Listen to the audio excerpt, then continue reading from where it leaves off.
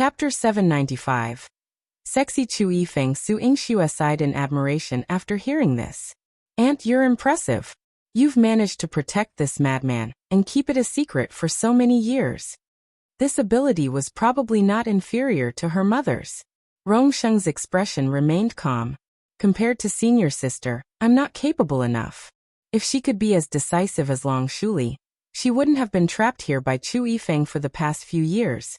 She could poison him at any time and implement her plan. Su Yingxue felt that Rong Sheng was being too modest. Just as she was about to speak, the curtain was lifted. The man's sexy Adam's apple bobbed as he asked in a low voice, "What did you call her just now?" Su Yingxue recalled for a moment. Aunt. Rong Sheng was a soul that had transmigrated. She was her mother's junior sister. In short, she was of the same generation as her mother. It was only right for her to call her aunt. However, Chu Yifeng's gaze made her feel pressured. Chu Yifeng's lips curled into a frivolous smile. You're not worthy enough to call her aunt. Su Yingxue suddenly realized how terrifying Chu Yifeng was. He was very good-looking when he smiled, but there was a 90% stubbornness and bloodlust in him.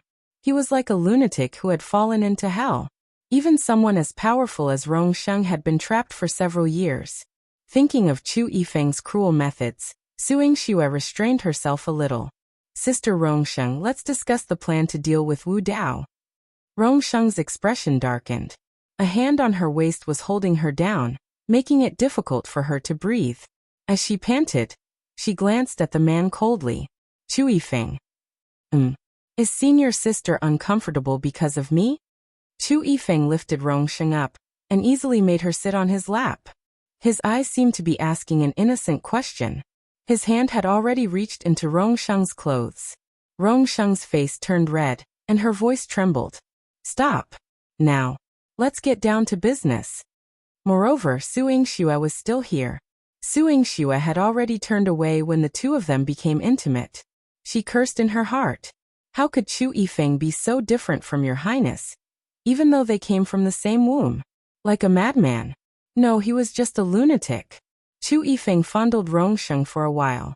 Seeing that Rong Sheng was blushing and panting, he finally let her go. He turned around and leaned on the soft couch, his face relaxed. The long hair that fell from his cheek was extremely sexy and seductive. Wu Dao is not a person without a weakness. He thought that after killing you, he would have no vulnerability. Little did he know that you are the key to victory. But now, Chu Yihan is the one who's going to be in trouble. He said faintly, his face indifferent, as if Chu Yihan was not his biological brother but a stranger. What's wrong with your highness? Is it the bloodthirst acting up? Su Yingxue's anxiety was obvious. She knew that if she went missing, Chu Yihan would go mad looking for her. If Wu Dao took this opportunity to harm him, it's not just the bloodthirst but also the double blow of defeat.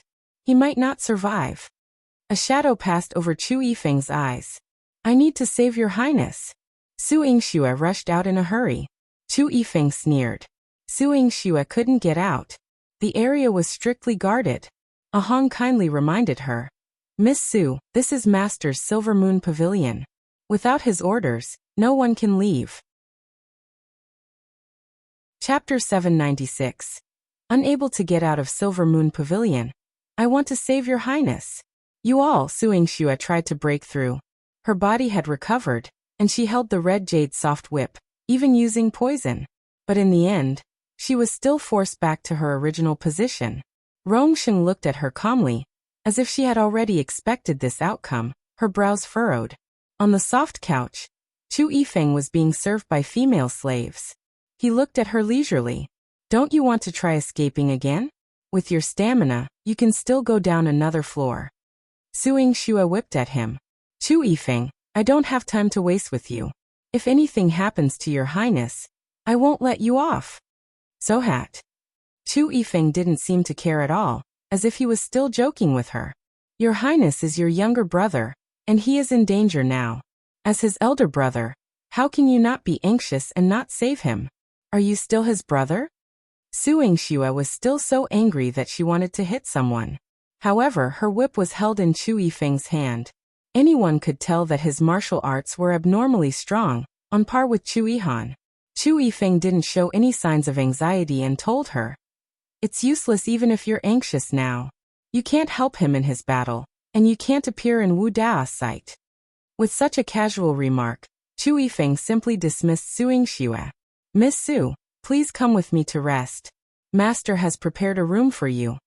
Ahong walked to Su Yingxue's side and said politely, Chu Yihan was in danger, so how could Su Yingxue be willing to rest? "You go back first," Rong said, holding her hand. She glanced back. "Don't fight him head-on and waste your energy. I'll let you know if there's any news about Chu Yihan." Su Yingxue's heart felt like it was being crushed by a huge rock. No matter how unwilling she was, she could not do anything. She could only bite her lip. "All right, I'll wait for your news." She couldn't escape, so she could only leave temporarily. After she left, only Chu Yifeng and Rong were left in the room. The Silver Moon Pavilion was magnificent, comparable to a palace. It would not be an exaggeration to say that Chu Yifeng was the emperor of Yingxue city. The room was filled with incense. Rong frowned and walked to Chu Yifeng's side. Chu Yihan was in danger. "You sent someone to save him." Her tone was very certain. She had no evidence to prove this, but her understanding of Chu Yifeng made her feel certain. Chu Yifeng's eyes sparkled with a hint of a smile, his picturesque features becoming even more stunning. He pulled Rong into his embrace and gently lifted her chin, pressing his lips against hers. "As expected of my most beloved senior sister." Rong avoided his kiss in disgust, but it made him even more unable to extricate himself. In the end, she was still pressed onto the bed by Chu Yifeng. Rong once again felt that habits were a very scary thing. She used to be self-reliant and self-disciplined, so no matter what the situation was, she would never lose herself and was always so independent. Only then could she help Chu Yifeng become the East Pavilion master. But later, she was imprisoned and tortured by him. She had developed a habit. Some of the torture had become a habit, and the pain that followed had also become a habit. When Chu Yifeng pressed down on her and interlocked his fingers with hers, she habitually did not try to break free. Su Yingxue still fought with the people from the Silver Moon Pavilion for an entire night. She had rested for half the night, and wanted to escape in the latter half of the night. However, the defense of the Silver Moon Pavilion had taught her a lesson. Chapter 797. Chu Yifeng is too thick-skinned after a whole night of fighting. The last place she stood was still in her room. When Ahong got up and came to Su Yingxue's place, he was not surprised to see her guest room full of debris. He had a humble and polite smile on his face. "Miss Su, Master wants to bring you to see someone." After saying that, he walked in front and led the way. With such a commanding tone and way of doing things, Su Yingxue had no room to resist. She held the red jade soft whip in her hand and followed him. If she saw Chu Yifeng again, she would fight with him. Even if she couldn't tear his face apart, she'd make sure to knock out one of his teeth. How despicable. Su Yingxue was brought to the top floor. She remembered that the level of the Silver Moon Pavilion represented status. Of course, Chu Yifeng lived on the top floor, and so did Rong. She was already prepared to fight Chu Yifeng, but Hong didn't bring her to Chu Yifeng's place. This was the room furthest away from Chu Yifeng, and it was the quietest yet elegant room. The rays of sunlight shone into the room, and it felt very warm just looking at it. The person who lived here must have an important place in Chu Yifeng's heart. Ahong did not open the door. Instead, he opened a corner of the window and let Su Yingxue peek inside. Su Yingxue looked over nonchalantly, but her eyes suddenly widened. "Your Highness." She couldn't control herself, and was about to rush in when Ahong stopped her. "Miss Su, please don't get agitated. The 9th prince has taken Princess Rongsheng's medicine, and is now sleeping peacefully. He hasn't slept for 7 days and 7 nights. If he doesn't sleep now, he won't be able to recover." Su Yingxue's heartache for Chu Yihan. "Your Highness, why did you become like this?" She had expected that when the war broke out, he would lead his troops out. Coupled with the shock of her disappearance, it was reasonable for Chu Yihan's bloodthirst to flare up. But he had not slept for 7 days and 7 nights. How could he endure this? The left side of Su Yingxue's chest was pinched hard by someone. It was so painful that she could hardly breathe. Ahong's tone was very calm. Because of the West Pavilion master's scheme, the ninth prince's bloodthirst acted up on the night of his wedding. His heart was in chaos and his imperial brother tried to kill him again. It was old General Su who tried his best to save the ninth prince's life. However, the Great Qi dynasty and the Great Sheng dynasty quickly went to war, and the ninth prince had to lead his troops out. After several bitter battles, his bloodthirst had not been eliminated. He was trapped in the enemy's ambush and was unable to withstand the attack. Did Chu Yifeng save him? Su Yingxue looked through the window at the sleeping Chu Yihan and choked. Ahong nodded. Yes, master's men brought Miss Rong Sheng's powerful tranquilizer and forced ninth prince to fall unconscious. A strong tranquilizer. Su Yingxue had read about it in a book. It was a medicine that she had yet to develop, but Rong Sheng had it. She took a deep breath. When can I see His Highness? Master's original order was that you shouldn't see ninth prince before he recovers. Princess Rong Sheng will be responsible for curing Jiawangya. Ahong said. Why don't you let me treat him? Su Yingxue bit her lip. Because your medical skills can't compare to Rong Sheng's. Chu Yifeng's mocking voice could be heard. You. Su Yingxue's red jade soft whip swung out. If you don't know medicine, then don't talk nonsense. Rong Sheng said coldly beside him. Oh. Chu Yifeng's expression was as if he was telling the truth. His shamelessness was beyond the reach of anyone.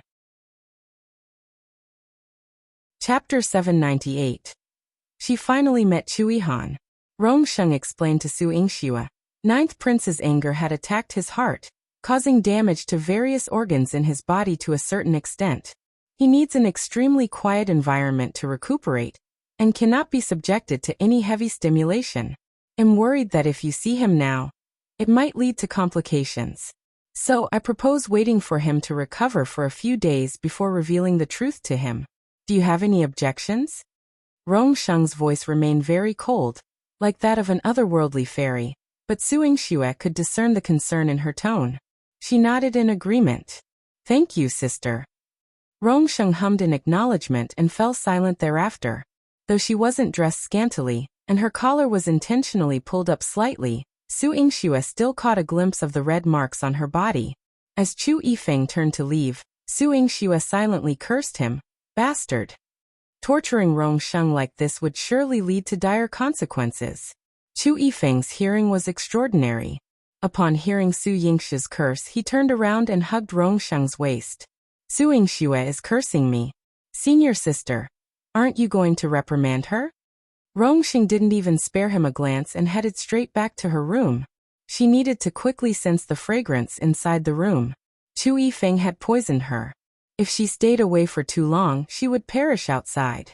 That was also why she couldn't escape and couldn't leave him. After Rong Sheng returned to her room, she could only sit on the balcony, continuing to exude that cold beauty. Seeing Chu Yifeng's smile, Ahong approached to seek instructions. Master, should we increase Princess Rong Sheng's dosage? Chu Yifeng didn't hesitate to reply. Yes, increase it until she can't live without me for the rest of her life. Ahong nodded but sighed inwardly. Being loved by the master, I wonder if the princess. Is it fortunate or unfortunate? Chu Yifeng doted on Rong Sheng, and she was one of a kind. Once, Chu Yifeng slaughtered everyone in the kitchen because Rong Sheng felt unwell after eating a dish. Yet he poisoned Rong Sheng daily, monopolizing her and not allowing her to leave his sight for even a second.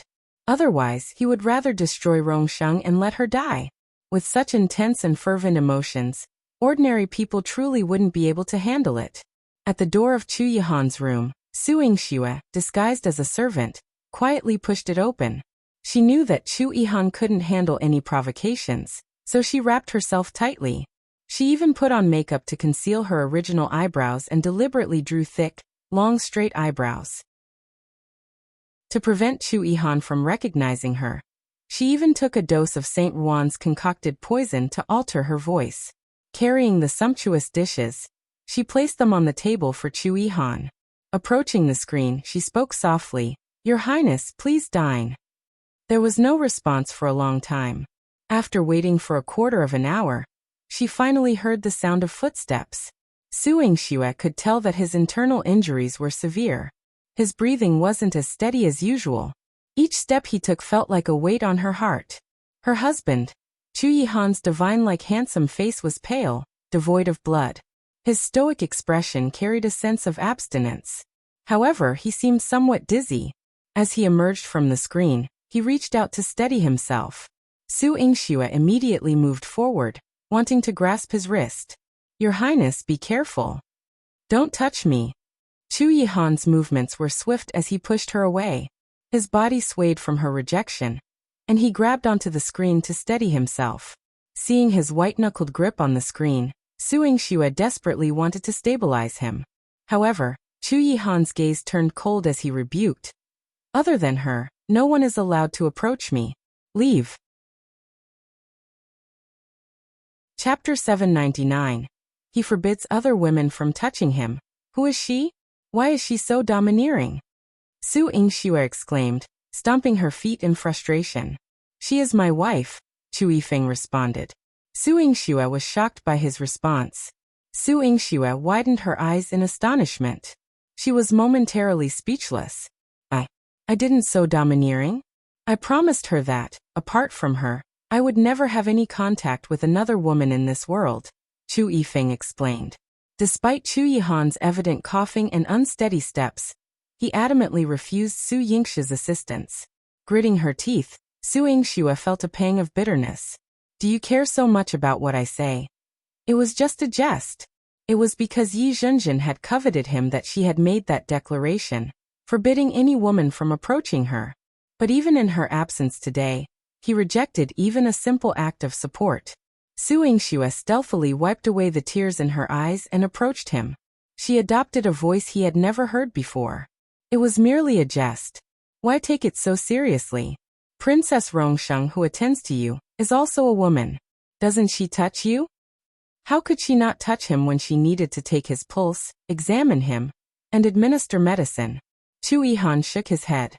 "She knows how to diagnose the pulse using the thread." Su Yingxue gasped. "What about administering medicine? You are her patient and your status is so noble. Do you intend to allow someone else to apply medicine to you?" "No need. Pavilion Master is here," Chu Yihan replied. He was still as cold as ever, his demeanor as placid as a deep well. Su Yingxue felt a stifling sensation in her chest. She desperately wanted to blurt out, "Your Highness, can't you be less rigid? What difference did it make whether the doctor was male or female? And what distinction was there between male and female assistants?" "You leave," Chu Yihan ordered. His gaze fixed on the dining table, his tone unfriendly towards Su Yingxue. Su Yingxue recoiled.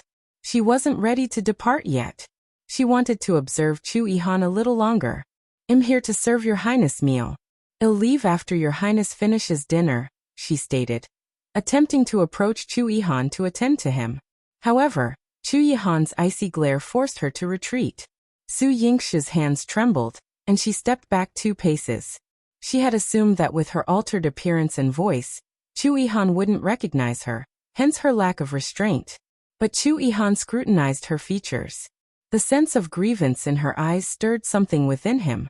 His pallid lips moved. "You are." Why did she resemble Su Yingxue so much when she appeared aggrieved?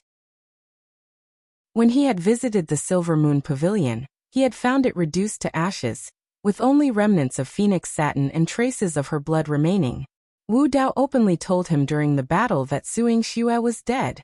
He suffered a great shock, which led to his defeat as it is now. But now, the enigmatic woman in the Silver Moon Pavilion was evoking an inexplicable urge within him. He instinctively rose to his feet, feeling a tad dizzy.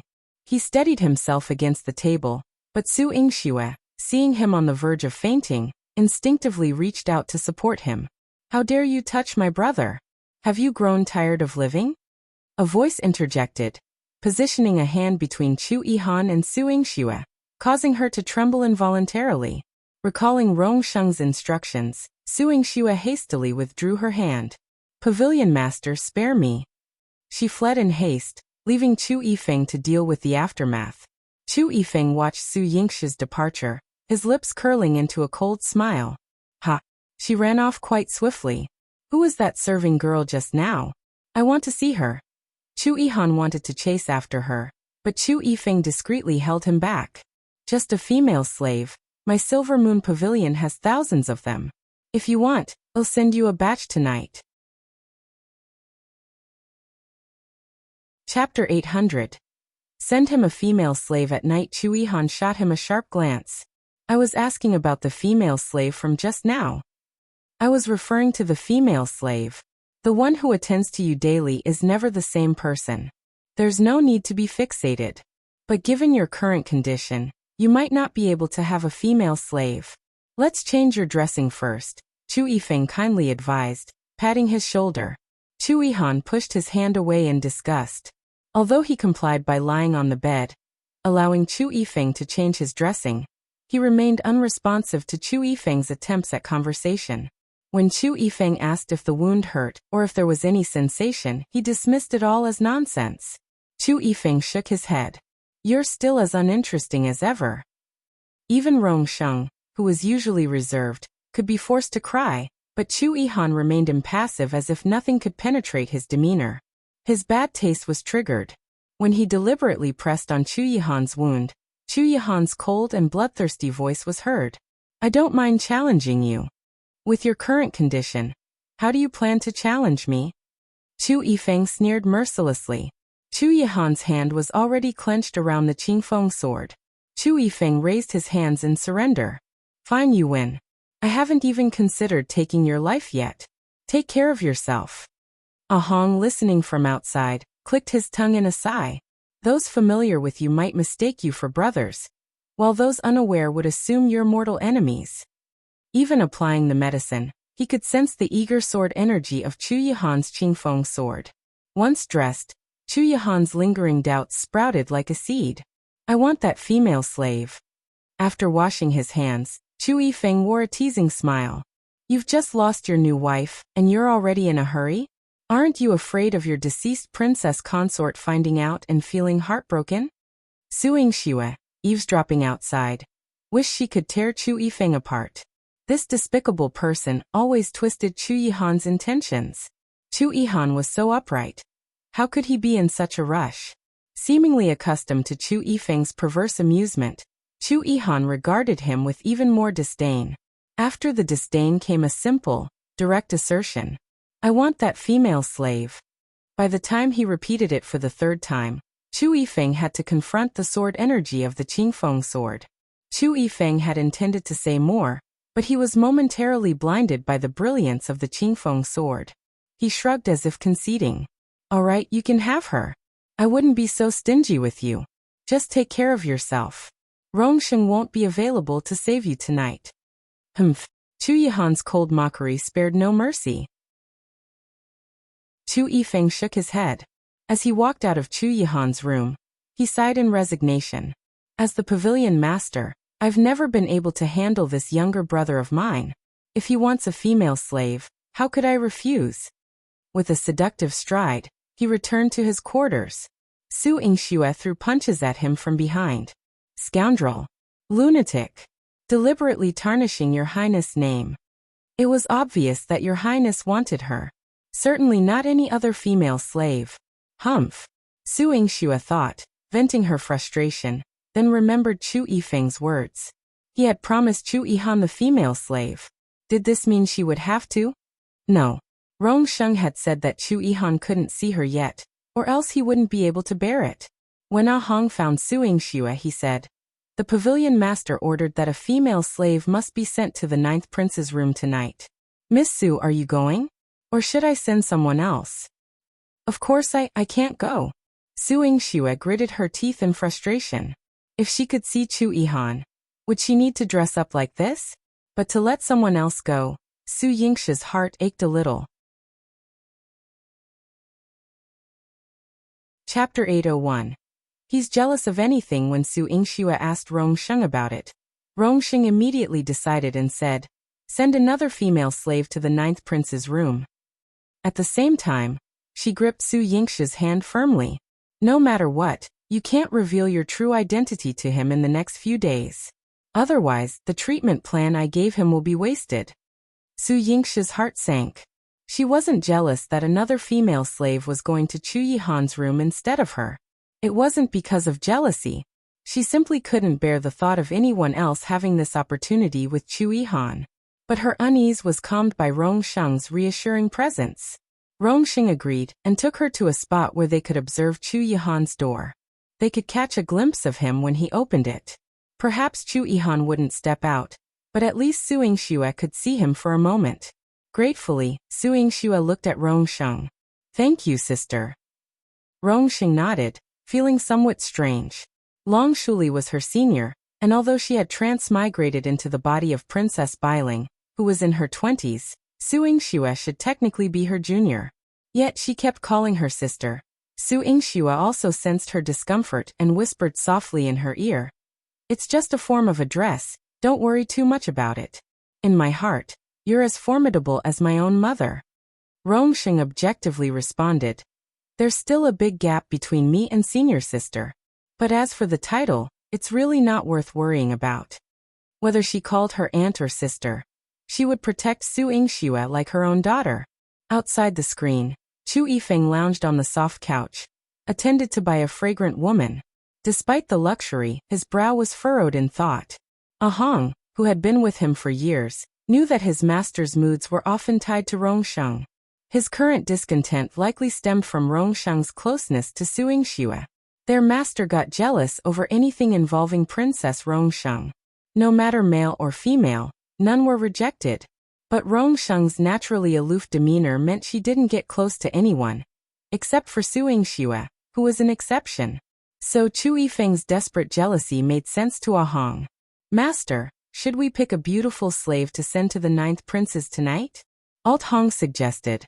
A female slave fed Chu Yifeng a peeled grape, urging, "Pavilion master, open up." Chu Yifeng ate the grape without even glancing at the female servant. With his hands behind his head, he raised an eyebrow. "I'll personally go to pick."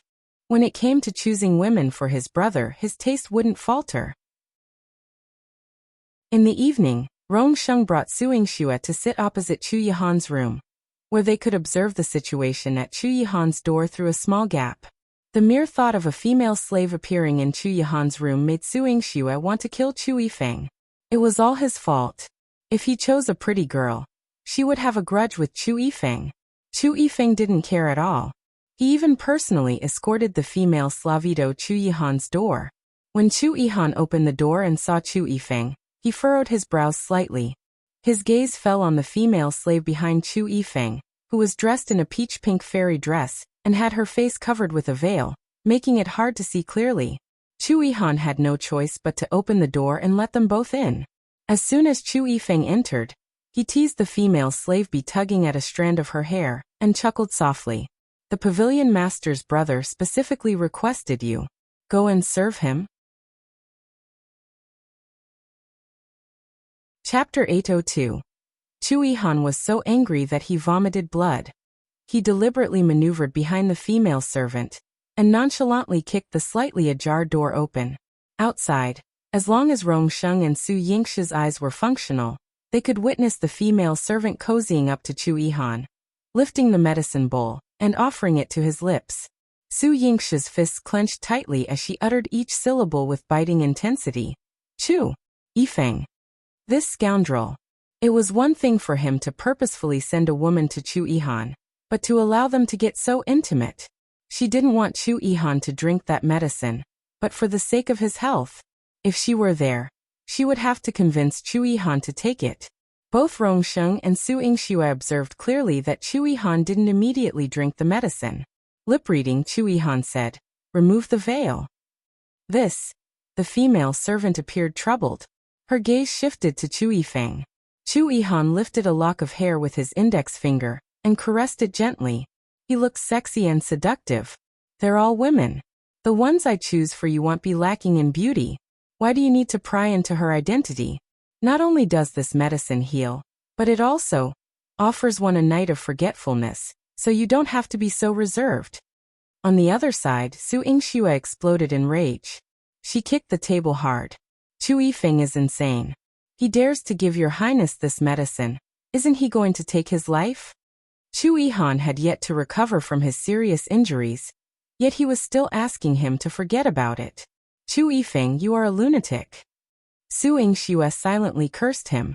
Rong pursed his lips and said coldly, Chu Yifeng has boundaries. While the medicine might induce forgetfulness, it won't kill Ninth Prince.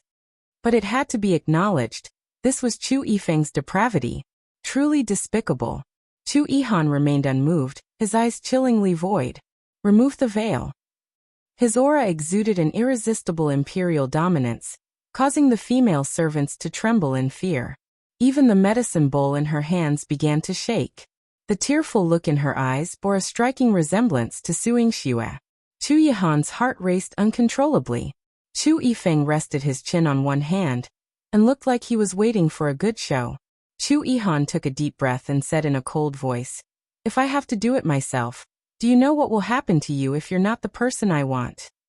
The female servant trembled as she presented him with the medicine bowl. Please take the medicine first, Your Highness. Then I will unveil. Chu Yihan's heart raced slightly. Her voice sounded like hers. Even the way she worried about him and fluttered her eyelashes was identical. Chu Yihan gulped down the medicine and reached for her veil with trembling hands. As he lifted it, his distinct eyelashes quivered slightly. Yingxue, he knew she'd be okay. Your Highness. Air. Su Yingxue's fingernails dug into her palm, drawing blood. Yet she heard a loud thud from the other side, followed by a woman's scream. Chu Yihan's enraged bellow echoed. She's not Yingxue. I never claimed she was your Su Yingxue. Chu Yifeng's laughter was devoid of emotion. Chu Yifeng. Chu Yihan's roar was icy. His blood surged uncontrollably, his chest bloating, a surge of blood threatening to burst out and rend him apart. Puff! He spat out a mouthful of blood and collapsed to the ground. Your Highness. Su Yingxue couldn't contain herself and rushed out of the room. She lifted Chu Yihan and forced a heart protection pill into his mouth, urging him to swallow.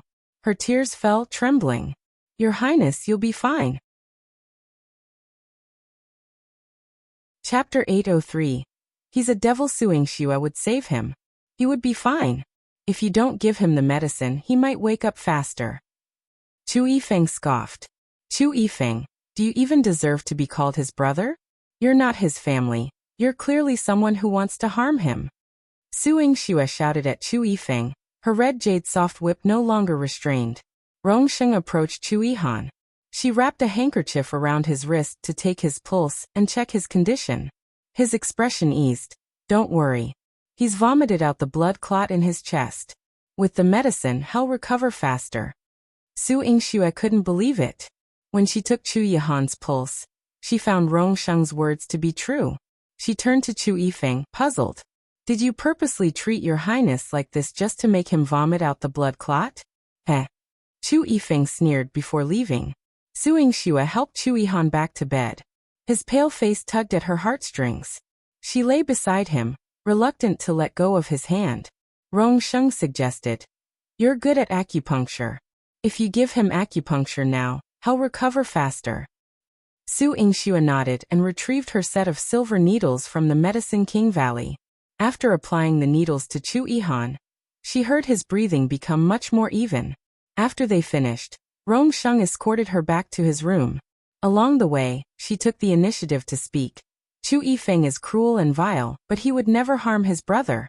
He's his only family in this world. In the modern world, her parents divorced and separated early, so she had no concept of kinship from a young age, hence her indifference. However, she knew that Chu Yifeng was different. He loved his mother and brother dearly. Even though they were miles apart, he never stopped caring for Chu Yihan. Every time Chu Yihan fought, he was there. When Chu Yihan's bloodthirst acted up, it was Chu Yifeng who held the Qingfeng sword and killed his enemies for him. Su Yingxue was flustered and anxious just now. She kept thinking that if she killed Chu Yifeng, Chu Yihan would not blame her. But hearing Rong words, her voice was exceptionally cold, like the fairy dew of the Jade Lake. It was so cold that it was unattainable, but it carried a comforting force. Thinking back, Chu Yifeng's method was indeed a little vile. It made her feel uncomfortable, and Chu Yihan felt uncomfortable. But in the end, Chu Yihan vomited out the blood clots. and she could even personally administer acupuncture on Chu Yihan to make him recover faster. This outcome was unexpectedly good. Sister, do you know Chu Yifeng well? Su Yingxue asked curiously. Yes. Rong nodded lightly. She saved Chu Yifeng, taught him, and even Rong had been entangled with him day and night, so she naturally understood his temperament. Sister, it must be tough being with Chu Yifeng. He's so vile that he can kill anyone without even being noticed by others, Su Yingxue remarked. She recalled his actions today. He could have planned everything silently, but if he wanted to kill someone, he could do it without a sound. They might even miss him. For example, the female slave that he had brought to Chu Yihan's place just now. From the expression of the female slave, she was infatuated with Chu Yifeng and not Chu Yihan. Rong halted. There was no emotion on her cold face. I'm not with him. I'll never be with him in this life. Chapter 804. Come for Su Yingxue, all she wanted was to rid herself of Chu Yifeng as quickly as possible. To leave this devil's den called the Silver Moon Pavilion. She could shine brightly in this world like Long Shuli. Every word Rong said fell into Chu Yifeng's ears. He seemed to have grown accustomed to Rong cold words. Whenever he heard them, he would always sneer in disdain. Rong, if you want to leave me in this life, you have to die. When Chu Yihan woke up at night, he felt much more relaxed.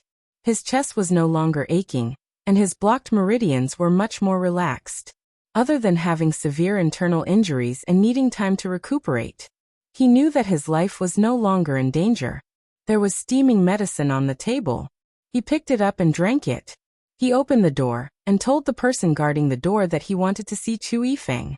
The person outside the door said, "The pavilion master advises you to rest well." Chu Yihan ignored him and walked straight to Chu Yifeng. Your Highness, the pavilion master has instructed that you cannot leave the room. These words might be useful to others, but they were useless to Chu Yihan. He went straight to Chu Yifeng's place. He wanted to find out who the person who performed acupuncture on him yesterday was. Pushing open Chu Yifeng's door, a flirtatious voice came from inside. After the man's low growl, there was a dull silence. The aura floating in the air made Chu Yihan frown. He turned around and left. Ahong saw Chu Yihan standing at the door with a signature smile on his face. Ninth Prince, please wait a moment. He brought some people with him and carried hot water and some bathing utensils in. Chu Yihan stood outside the door for a moment before he heard Chu Yifeng's lazy and sexy voice coming from inside. You're already here. What are you still standing outside for? Chu Yihan's eyes darkened. After confirming that there was no woman's aura in the room, he stepped in. On the soft couch, Chu Yifeng was casually wearing a coat, revealing his smooth skin and tightly muscled chest. He was half leaning and half lying, looking like a lazy but sexy man. He raised his eyes and looked at Chu Yihan. Are you all right? As soon as he finished speaking, a delicate woman fed him something. In front of Chu Yihan, Chu Yifeng didn't feel embarrassed. He ate it and even looked at the female slave with affection. The female slave's heart rippled. Pavilion master. This call made one's heart melt. Chu Yifeng was just about to flirt with her when Chu Yihan said coldly, "Get lost." Chu Yifeng was naturally not intimidated by his intimidation. Instead, the female slave burst into tears. She looked up at Chu Yihan as if she had seen the Grim Reaper. She quickly covered her face and ran away crying. Chu Yifeng felt a little regretful. He pointed at Chu Yihan and said, "You're going to be alone for the rest of your life. How can there be a woman who likes you?" The corners of Chu Yihan's mouth curled up into a sneer. "I'm already married. You're the lonely one." "Oh, you're flaunting yourself just because your wounds have healed? The princess died on the night of the wedding. It would have been better not to marry at all." Chu Yifeng retorted mercilessly. Outside the door, Su Yingxue had just come to look for Rong. When she heard this, she clenched her fists so hard that they cracked. "Chu Yifeng, just you wait. Sooner or later, I'll chop off your head." He was bullying Chu Yihan again, that heartless brother. Besides, she was alive and well. She's not dead. Chu Yihan's tone was serious. She was the one who gave me acupuncture last night. He was very sure that he had not seen Su Yingxue, but he had such a strong feeling in his heart. Chapter 805. You feeling guilty about Chu Yifeng raised his eyebrows. You must be dreaming. It was Rong Sheng who gave you acupuncture last night. Rong Sheng. Chu Yihan looked at Chu Yifeng mockingly. Since that's the case, I'm still a little uncomfortable. Please ask Princess Rong Sheng to give me another treatment. Chu Yifeng immediately replied. You wish. You're guilty. It wasn't Rong Sheng last night. Chu Yihan immediately exposed Chu Yifeng's lie. Chu Yifeng didn't reply immediately. Just as his mind was racing, Rong Sheng came out from behind the screen in a cold white dress and said in an indifferent voice, I can give your highness acupuncture. This was not the first time Chu Yihan had seen Rong Sheng. He originally had no feelings for any woman other than Su Yingxue. However, Rong Sheng had a steady aura that had been accumulating over the years, which did not match her age at all. He nodded. In that case, I'll have to trouble you, princess. Rong Sheng left with him, completely ignoring Chu Yifeng. As soon as they left, several female slaves came to Chu Yifeng's side. They were all as beautiful as flowers, trying to please him.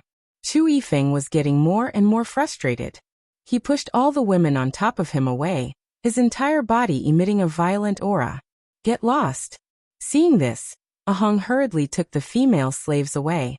Master, do you want to bring Princess Rong Sheng back? It's also possible to knock out the 9th prince and let Su Yingxue go. Chu Yifeng was about to nod when Su Yingxue appeared at the door. I'm not going. I've discussed acupuncture with Sister Rong Sheng. It's good to let her perform acupuncture on your highness. I don't need to disturb your highness. If he gets angry, all my previous efforts will be in vain. For the sake of your highness' health, I won't disturb Sister Rong Sheng and your highness. Pavilion master. Your highness is your biological brother. You won't be so ruthless and watch him die, right? Su Yingxue's pretty face was full of smiles as she finished speaking, and then left. She imagined that the expression on Chu Yifeng's face must be very interesting. Ahong was in a worse state. The fool was his master. When Chu Yifeng was upset, the people serving him certainly had no good days. Ahong had spent the whole day with the crazy Chu Yifeng. One moment he wanted to watch the trial, the next moment, he wanted the female slaves, and the next moment, he chased everyone out. He ran to Rong Sheng and begged for mercy. Princess, your highness, you're done with the acupuncture. You can go back now. If she stayed any longer with Chu Yihan, Chu Yifeng would go crazy. Rong Sheng was still sitting in front of Chu Yihan unhurriedly. It's not done yet. I can't go back. This Pavilion master has many famous doctors. It's not that they don't know how to do small things like acupuncture. They can help you. No. Chu Yihan and Rong Sheng said in unison. They were expressionless, but their words were consistent. Ahong lowered his head.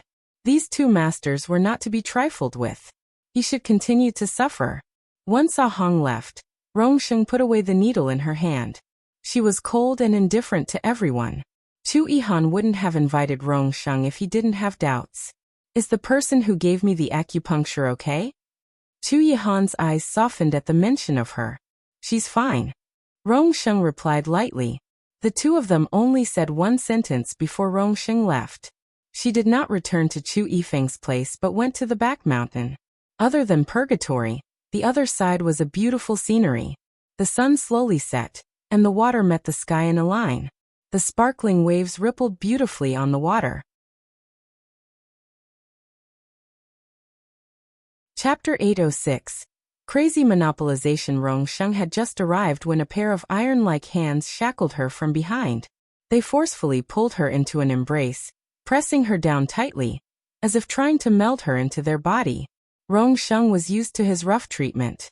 She wouldn't cry or beg for mercy. It wasn't until Chu Yifeng's hand pressed down on her, leaving her gasping for air, that she struggled to speak. Chu Yifeng, if you want to kill me, just do it. You don't have to torture me like this. Day by day, he tormented her. Chu Yifeng was slightly stunned, and then a trace of wickedness seeped into his eyes, like an evil emperor. I won't kill you. His hand coiled around Rong Sheng's neck like a giant python, slowly tightening and forcing her to breathe. I will only trap you, imprison you, and bind you to my side.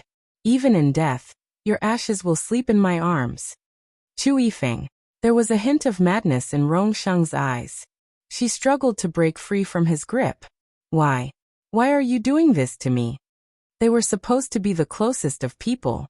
Chu Yifeng was the first person she met when she came to this world.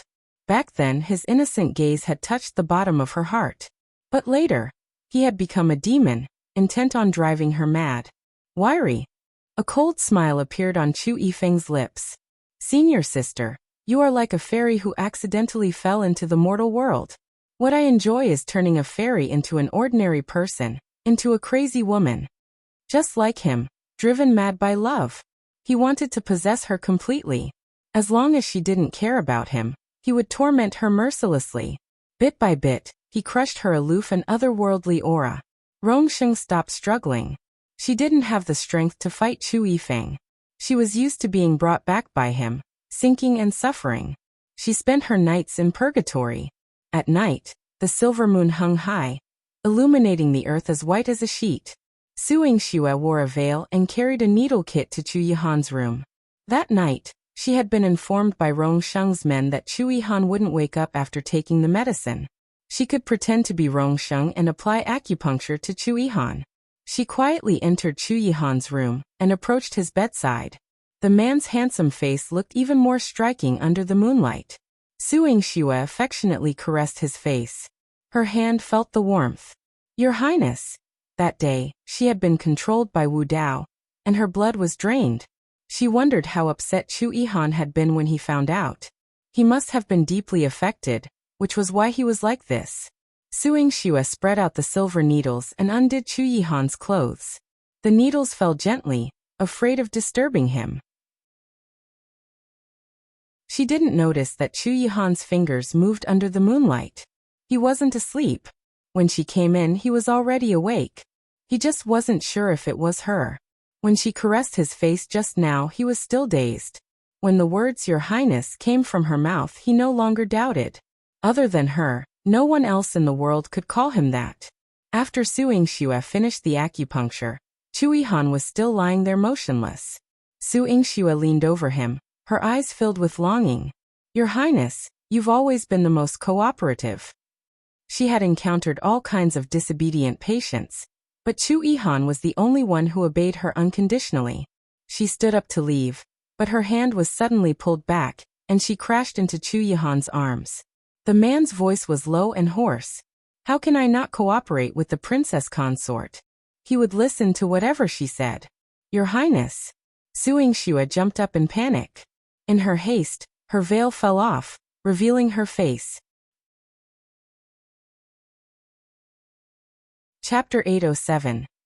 Wei wants to die with her. She hurriedly covered her face with her sleeve and purposely pinched her voice, screaming, Your Highness, you have the wrong person. I am not your princess consort. Am leaving now. Chu Yihan slowly rose and pulled her hand down, his gaze obsessed. If you're not, then where is my princess consort? Your Highness. Tears immediately streamed down Yingxue's face. She threw herself into Chu Yihan's arms, choking up a bit. Hearing Chu Yihan's heartbeat, she felt that everything she had gone through these days was worth it. At least she could return to his side. Oh no. Your Highness, are your internal injuries okay? Has your bloodthirst acted up? Does your chest hurt? Yingxue suddenly realized she shouldn't let him know yet. She was afraid that his blood would surge, causing his bloodthirst to act up again, and harm himself. Chu Yihan gently pinched her face. After expelling the clotted blood, the bloodthirst will not act up again. And with your 2 acupuncture treatments, I am much better. That's good. Yingxue breathed a sigh of relief. She suddenly thought, wait, if you're not going to fall ill again, why did Chu Yifeng forbid me from seeing you? That man was annoying. He didn't let you come, but didn't you still come? Chu Yihan's lips curved slightly. That's right, I wouldn't listen to him anyway, but Yingxue was puzzled when suddenly, a thought connected everything in her mind. Bringing back the seriously injured Chu Yihan, claiming his bloodthirst would prevent him from getting overly emotional. then deceiving them both by sending a female slave who looked like her to Chu Yihan, making him so angry he spat blood, thus creating an opportunity for her to sneak to Chu Yihan's side. This is all his scheme. She suddenly realized. Chu Yifeng had been playing with her and Chu Yihan. Su Yingxue's face puffed up with anger. Your Highness, your brother is so wicked. Why couldn't he just let me and Rong Sheng treat you properly? Why go to such lengths, making you so angry that you spit blood? Although the result was good, the process was very torturous. And this wasn't something a normal person would come up with. What kind of monster was Chu Yifeng? Chu Yihan didn't seem surprised. You can just ignore him. Chu Yifeng's way of doing things was always different from his. They would never interfere with each other unless it crossed a line. For example, if Chu Yifeng used Su Yingxue to make fun of him, he would ensure he knew the consequences. He pulled Su Yingxue into his arms, and they lay on the bed, sharing their deepest feelings. That day, I was overjoyed to enter the bridal chamber, but you weren't there. Not being able to find you was the most disheartening moment of my life. Chu Yihan gently squeezed Su Yingxue's soft white fingers, a look of desolation in his eyes. Su Yingxue's disappearance was the greatest punishment from the heavens for him. When he went to the Silver Moon Pavilion, it was already engulfed in flames. He rushed in without a second thought, expecting to see Su Yingxue. But he only saw Ziwei, burned by the fire. He clung tightly to Su Yingxue's wedding dress, standing in the sea of fire. Even though the flames had already reached him, burning him into a human torch, he didn't move. He preferred to endure the agony of being burned alive. He said he smelled Su Yingxue's blood and believed she had died there. He stood in the spot with Su Yingxue's blood, determined to accompany her in death. Ziwei lost his soul, and he went mad. He crazily sealed off Jiangdu City, searching for any trace of Silver Moon Pavilion's people, but Wu Dao and Hong Lian had disappeared quickly. Chapter 808. Warmth from body to heart. Everything was premeditated. Even though he found out that it was Yi Zhenjin who stabbed Su Yingxue, causing her to be controlled by Wu Dao. In a fit of anger he killed Yi Zhenjin and threw Marquis Changxin into prison. But how could this be compared to Su Yingxue? Even if he executed the entire household of Marquis Changxin, he wouldn't be able to get back a single strand of Su Yingxue's hair. Did your Highness execute the entire household of Marquis Changxin? Su Yingxue was shocked. Weren't Su Aoqing and Yi Lingbai both implicated by Yi Zhenjin? How innocent they were. Chu Yihan shook his head and said in a low voice, your grandfather pleaded for mercy, the rest were spared. At that time, if not for Su Qingji stopping him, no one could have saved the household of Marquis Changxin. He remembered that when he was crazed, Su Miaoyan shouted in front of him, your Highness, my sister wouldn't want to see you implicate the innocent. The madam and heir of Marquis Changxin were also harmed by Yi Zhenjin. They are also my sister's patients. If you kill them, my sister will be sad.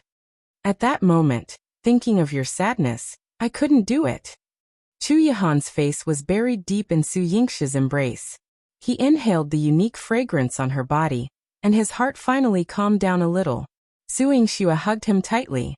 Her heart was extremely soft. When Chu Yihan told her everything, she was still worried about one person. Your Highness, how is Ziwei? How could he stand in the fire like a fool and be burned by the raging flames without knowing to leave? Saint Ruan saved him. Chu Yihan's voice was calm, and Su Yingxue's heart finally settled down. She and Chu Yihan slept in each other's arms. Their bodies leaned against each other, emitting warmth that warmed their hearts. The night was gentle and lingering. The next day, Chu Yifeng was lazily lying on the soft couch with a satisfied look on his face when the door was kicked open.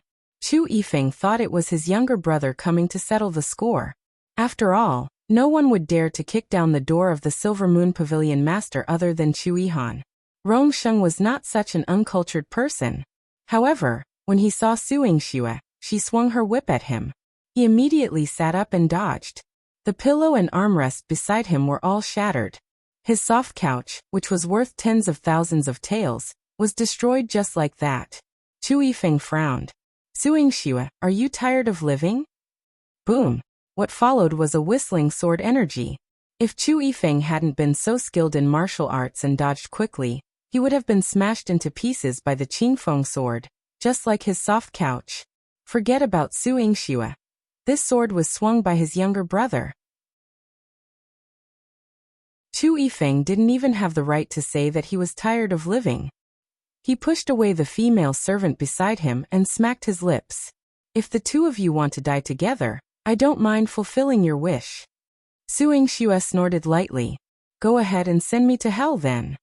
If he were willing to send Chu Yihan to the netherworld, then she Su Yingxue would be written in reverse. Chu Yifeng chuckled, his eyes cold and disdainful. Do you think I don't dare? Wu Dao has already reached Bamboo Leaf Pass. As long as I send you there, will you still be alive? At that time, you won't be able to live either. Behind the white screen, Rong Sheng's cold and ethereal figure appeared. Chu Yifeng chuckled. The few of you are quite neat now. Were they planning to scheme against him together? Unfortunately, even with his younger brother, Chu Yihan, these people were not his match. Chu Yihan was currently seriously injured. He could still break a soft couch, but they wanted to fight him. He was going to hold a funeral for him tomorrow. Chapter 809. Sweet Snuggle, we are not joking. If Wu Dao doesn't die, none of us, or even the entire world, will have a good life. Rong Sheng's eyes were cold, and her face was solemn. This matters not only concerned her, who was deceived by Wu Dao, but also to Su Yingxue and Chu Yihan, who were poisoned. It also concerned this era and this world. If they all died at the hands of Wu Dao, this world would become his. Given his madness, how many disasters would the people of the world have to endure? Senior sister, how come I never knew you had such a kind heart and cared about the world? Chu Yifeng's eyes were filled with mockery. Rong Sheng had always been cold and indifferent. She was unmoved by anyone's death. Back then, when he had begged her to save him like a good-for-nothing, she hadn't even spared him a glance. Now she was displaying such righteousness. Rong Sheng clenched her fists so tightly that her nails dug into her palms. She said lightly, Chu Yifeng, help us kill Wu Dao, and I'll let you do whatever you want with me. She was willing to sacrifice herself, to let Chu Yifeng do as he pleased with her. After all, she was poisoned by him and couldn't leave him for even a day. Her life no longer mattered. Chu Yifeng lifted a lock of hair by his ear and sneered. Aren't you already at my disposal? What else could she do? Rong Sheng bit her lip, a touch of shame appearing on her face. Her dignity was once again trampled by him. Chu Yifeng, when everything falls apart, no one is safe. Do you think that after Wu Dao takes over the world he won't come after you? Su Yingxue asked and frowned. Under Rong Sheng's protection, Chu Yifeng had remained undiscovered by Wu Dao and had grown very powerful. But Wu Dao would eventually find out. At that time, wouldn't he kill Chu Yifeng? He would. Chu Yifeng would not escape the same fate. Chu Yifeng leaned against the railing and looked down at the living beings below the tower with contempt. Even if I have to die, I can fight him and even die with him. What does my life and death have to do with you? His words were full of disdain. He didn't want to join them to deal with Wu Dao. But you still have Sister Rong Sheng. Does she have to die with you at Wu Dao's hands? Su Yingxue left the last part of the sentence unspoken. How could he be so selfish? Before she could finish her sentence, Chu Yihan stopped her. Unlike Rong Sheng and Su Yingxue, Chu Yihan didn't strongly want Chu Yifeng to join them and help them. He glanced at Chu Yifeng indifferently. We're leaving now. After saying that, he took Su Yingxue downstairs. They walked out of the Silver Moon Pavilion, unimpeded. On the street, Su Yingxue looked back and saw Chu Yifeng still leaning lazily on the railing. She held Chu Yihan's hand and asked curiously, Your Highness, are we leaving just like that? Was that your farewell to Chu Yifeng? Chu Yihan nodded. Yes. It's that simple. Your Highness, the way you two brothers interact is too special. It was truly surprising. Chu Yihan lifted her chin, disregarding Chu Yifeng, and with a hint of unexplainable treachery he asked, What did you call me just now? Your Highness. Su Yingxue blurted out. After she finished speaking, she realized something was wrong. Her eyes brightened and with a clear smile she called out, Hubby. Chu Yihan lowered his head and kissed her lips. Princess consort, come back with me. All right, with my hubby here. Am not afraid of anything. Chapter 8:10. No one can compare to Rong Sheng. The sight of the two cuddling figures appeared murky and obscure to Chu Yifeng's eyes. However, in just a short while, Alt Hong swiftly brought over an identical soft couch and placed it in the same spot. He also summoned several young and attractive female slaves to attend to Chu Yifeng. Beautiful women around Chu Yifeng were nothing new to Rong Sheng. As one alluring female slave attempted to feed Chu Yifeng a cup of wine, Rong Sheng abruptly seized the glass, fixing a cold stare at the female slave. Leave! Tears welled up on the female slave's delicate face. She promptly leaned into Chu Yifeng's embrace, coquettishly pleading, "Pavilion master, she's cruel to me. I'm so scared. Please don't leave me." The female slaves groomed for Chu Yifeng were all of exceptional beauty, and many were daughters of noble families. They spared no effort to become female slaves in the Silver Moon Pavilion just to be near Chu Yifeng. Among them, some were alluring and proud. Those who could face Rong Sheng without fear or retreat were rare. Chu Yifeng raised an eyebrow, a seductive aura emanating from his features. "Senior sister, what's the meaning of this? Do you wish to serve together?" Rong Sheng remained aloof and proud, never deigning to vie with others. And particularly not for him, whom she had always disregarded. However, her response this time caught Chu Yifeng off guard. "Chu Yifeng, I will never share a man with anyone." A flicker of surprise crossed Chu Yifeng's eyes, his heart throbbing with turmoil. Yet outwardly he remained calm. He placated the female slave with a smile, massaging her shoulder. "You may leave for now. I will visit your room later." The female slave's eyes lit up, boldly wrapped her arms around Chu Yifeng's neck for a kiss. Then with a timid tone she said, "I'll be waiting for you, Pavilion master. You must come." "Of course." Chu Yifeng readily agreed, even pinching her smooth cheek. The other female slaves looked on with envy and jealousy at the one who had successfully enticed Chu Yifeng. They all thought they must emulate her to win Chu Yifeng's favor. Only then could they become his woman. Little did they know, Rong Sheng had uttered, "I don't like that woman." Sighing, Chu Yifeng ordered, "Very well then. Ahong, dispose of her." Ahong nodded. "Yes, master." As he left, he sighed with regret. The female slave from earlier thought she had won over Rong Sheng, and she strutted arrogantly in front of the other female slaves, saying, "Don't be afraid of the woman next to the pavilion master. No matter how pretty she is, she's merely regarded as a pin-up. The pavilion master prefers someone like me, full of charm. If you want to win him over, learn from me, not that lifeless princess." Walking away, her arms still swaying dramatically, she seemed particularly flamboyant. Ahong clicked his tongue. She brought this upon herself. She won't survive. Thinking she could win Chu Yifeng's favor, she would never realize that no woman in this life could win him over. He was incapable of any feelings. Chu Yifeng's heart had long been entwined with Rong Sheng's, impossible to extract. How could others even dream of it? Inside the room, Rong Sheng still held the wine glass she had snatched from the female slave. Approaching Chu Yifeng, she lifted his face and offered him the glass. Chu Yifeng grasped her hand and sniffed the wine. What poison did senior sister put in the wine? Given her vast knowledge of ancient and modern medicine, poisoning him with a glass of wine would be all too easy. Rong Sheng frowned at his words before finishing the wine in the glass.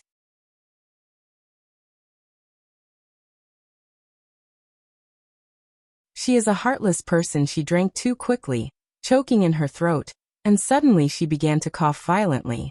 Chu Yifeng scooped her into his arms, gently patting her back to help her catch her breath. As he patted, Rong Sheng said, "It wasn't poisoned. Just now, she simply hadn't wanted him to drink the wine that the female servant had offered." Chu Yifeng found it amusing. "I can tell.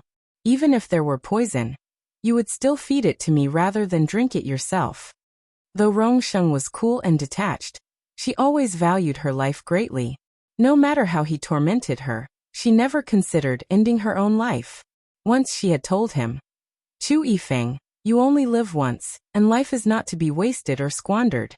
Since you've come into this world, even if it means suffering broken bones and leading an unremarkable existence, you must still live on properly. She spoke with such righteous conviction that he, a man who had strayed onto a wicked path, found himself without words to argue against her. That's why he always wanted to drag her down with him, to fall from grace together. However, no matter how hard he pulled, Rong remained a high and lofty fairy. She never fell to the mortal world, never tainted by a breath of worldly vulgarity. I would never poison you. Rong Sheng's speech was somewhat halting, as if she had never said such things before. Therefore, her expression while speaking was stiff and unfamiliar. Really? Chu Yifeng was quite surprised, his laughter tinged with disdain and contempt. He knew that Rong Sheng was trying to lull him into complacency before killing him. After all, his body carried numerous marks from Rong Sheng's previous attempts. A few years ago, had he not awoken in time, Rong Sheng's golden hairpin would have pierced straight through his heart. Yes, Chu Yifeng, do not underestimate my feelings for you. Rong Sheng looked intently at Chu Yifeng. As a heartless person, in order to let her feelings surface, she had to tear open the seal over her heart. Now she was doing it herself. Chu Yifeng was momentarily stunned, his mind flashing back to what he had just seen. The way Chu Yihan had been protecting Yingxue, and how she tenderly called him hubby. It was disgustingly sweet. Rong Sheng, you are a heartless person. How could you have any feelings for me? Chu Yifeng's lips curled into a mocking arc. Rong Sheng took his hand and placed it over her heart. I do. Below Chu Yifeng's palm, the sound of a heart beating. Thump thump, thump thump, thump thump thump. Yingxue and Chu Yihan awoke once more, and upon opening their eyes, they were again in the Silver Moon Pavilion. Yingxue, looping her arm through Chu Yihan's, grumbled. Hubby, your brother is seriously ill. We've only been gone half a day, and he's resorted to such tactics. Chu Yifeng, as the Silver Moon Pavilion master, was the king of Yingxue city. To bring them back, even Yingxue and Chu Yihan were caught off guard without a whisper of warning. This was a dining hall for use, grand enough to rival the banquet hall of the imperial palace, with treasures on display that even the palace might not possess. Yingxue thought to herself, as pavilion master, Chu Yifeng truly lived more freely than as a prince. Servants served the dishes. Chu Yifeng entered from outside, leading Rong Sheng by the hand, with a smile on his face. Seeing his smile, Yingxue felt somewhat creeped out. Chu Yifeng, what madness has possessed you this time? What was his purpose in bringing them back here only to offer them a meal? Nothing much, just a grand scheme to deal with Wu Dao. We should at least eat our fill first, right? You and Yihan need to take care of yourselves properly, and as your brother, one naturally can't be stingy. Chu Yifeng's mouth curled upwards, his mood inexplicably buoyant. His reference to Yihan successfully disgusted Chu Yihan, prompting him to confront Chu Yifeng. Are you conspiring with Wu Dao to trap us here to death? Thwarting Wu Dao's conspiracy. If I wanted to trap you to death, would you still be alive right now? Chu Yifeng countered Chu Yihan. Chu Yihan snorted coldly. Yingxue tugged at Rong Sheng's sleeve. Sister Rong Sheng, did you poison him?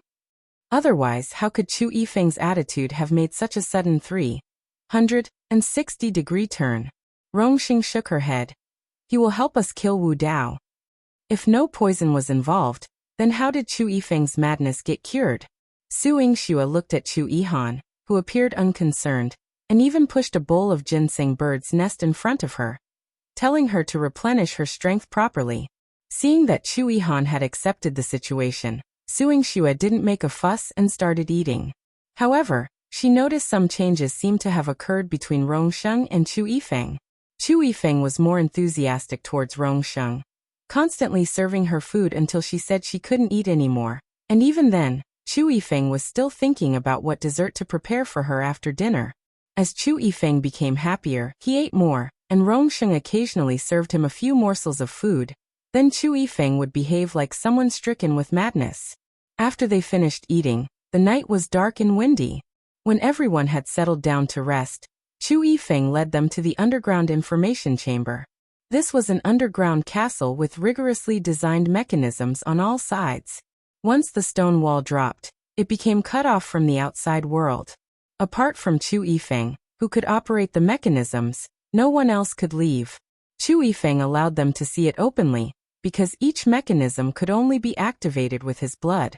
Even if Su Yingxue saw it, without his blood, she couldn't move any mechanism. Once inside the stone chamber, Su Yingxue gasped, "Hubby, those who are ruthless to others are even more ruthless to themselves."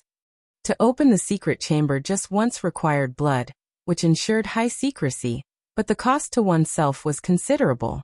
If one had to open it several times a day, one would wonder if Chu Yifeng's blood would be enough. Chu Yifeng, as if having eyes on the back of his head, turned around and looked at Su Yingxue coolly. "If you hadn't married Chu Yihan, your tongue would now be for sale on the black market." His Silver Moon Pavilion black market sold everything, not just gold, silver, and jewels which were common, but also human lives, and even positions of officials, empresses, and imperial consorts were available for purchase. Su Yingxue puffed up her cheeks. Chu Yihan rubbed her head. "Don't be afraid, if he says it again, your highness will cut out his tongue." Su Yingxue's smile blossomed beautifully. "Hubby is the best." The idea of a husband stabbing his brother for his wife's sake shouldn't be too adorable. After a moment of levity, the group began to focus on their joint strategy. Chu Yifeng was in control of Wu Dao's whereabouts. Wu Dao has reached the vicinity of Yingxue City, but he has not entered the city and has not found me yet. One speculate that there are still people he is waiting for. Who is he waiting for? Su Yingxue asked. Wu Dao had countless inscrutable schemes. Only Rong, who had crossed through time, could understand and grasp them clearly. Rong told them, he is waiting for the pillar of the Great Wei dynasty, the royal family member. Chu Yihan said gravely, "Qin Mayan, half of the Great Wei dynasty's military power, is in his hands. Once Qin Mayan dies, Great Wei will be thrown into chaos." Just like him of the Great Qing dynasty, Han Yuan of Qi state, and Princess Bailing Rong. Each one was a power and military might consolidator among the four nations. All were targets Wu Dao intended to deal with. That is to say, once Qin Mayan arrives, Wu Dao will make his move against you. Su Yingxue clenched her fist tightly. Wu Dao had used her death to strike at Chu Yihan, waging war against the Great Qing dynasty. Han Yuan, being his student, would undoubtedly submit to him. That left Chu Yihan, Qin Mayan, and Rong. By killing Chu Yihan and Qin Mayan, and making Han Yuan and Rong conquer Great Qi and Bailing City for him, he could then let Chu Yifeng unify the Great Wei and Great Qing dynasties. The four nations would all be under his control.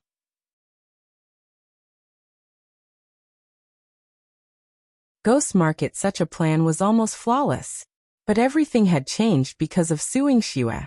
Tomorrow, the ninth prince must charge onto the battlefield again with severe wounds, then suffer defeat, allowing Wu Dao's plan to succeed by half. Chu Yifeng raised an eyebrow, his languid eyes carrying a hint of wicked charm. Chu Yihan, with his arm around Su Yingxue's waist, said, "You stay in the Silver Moon Pavilion first. Once we are all gathered in Yingxue City, we can give Wu Dao a heavy blow." Su Yingxue nodded in agreement. "Good. When Wu Dao arrives in Yingxue City, I want to take his life myself to avenge my mother." A touch of bloodthirsty ferocity flashed in her eyes. But to guard against Wu Dao, Chu Yifeng had hidden her underground, insisting she not show herself unnecessarily. Before he left, Su Yingxue called out to Chu Yifeng, "Hey, can you lend me Sister Rong for a while?" Chu Yifeng refused without a second thought. No, Rong belonged to him, and he would not lend her to anyone. "Just for 2 hours, I have some things I want to ask Sister Rong." Su Yingxue looked dissatisfiedly at Chu Yifeng. Was this man's possessiveness too terrifying? No, Chu Yifeng was simply unreasonable. No sooner had Chu Yihan left than he became unkind to Su Yingxue. Although he had never been very polite to Su Yingxue, she felt this guy was now even more hostile towards her. Su Yingxue looked at Rong with a plea in her eyes. Rong nodded at her subtly, and with a resigned smile, Su Yingxue headed to her dwelling in the underground. She had never imagined that the Silver Moon Pavilion's underground black market would be so bustling, its splendor in no way inferior to that above ground. Hong, seeing her curiosity, asked, "Miss Su, would you like me to show you around?" Su Yingxue nodded. "If possible." Hong said in a flat tone, "Of course it's possible. You are staying in the ghost market for your safety. Master has not restricted your freedom. But the underground ghost market is different from above ground. Please be careful. It would be unfortunate if you were not careful and became an item for trade." While Hong explained, Su Yingxue listened carefully. The underground black market was also known by a special name, the ghost market. Su Yingxue, having never been to Yingxue City at the border of the four nations before, was unaware of the ghost market's existence, finding only brief mentions of it in her mother's notes. Her mother's assessment of this place was that it was not fit for good people, where villains ran rampant, yet it was also a place where human nature was most truly revealed. In her view, the place received mixed praise and wasn't entirely a den of iniquity. After all, not everyone living above ground was good. Hong led her through the market. The shops and commerce of the marketplace were no different from above ground, but upon closer inspection, one might see half a human leg hanging in a restaurant or a person being hammered to death with a large stone breaking their chest on the street, with many onlookers placing bets and cheering. There were also beggars asking for money, apparently kind-hearted people giving them coins laced with a sleeping draught, only to drag them away once they passed out. Su Yingxue pointed to a beggar being dragged away and asked Hong, "He has nothing on him, no possessions at all. Why would that person drug him and take him away?" Hong glanced at the scene. "To sell him at the slave market.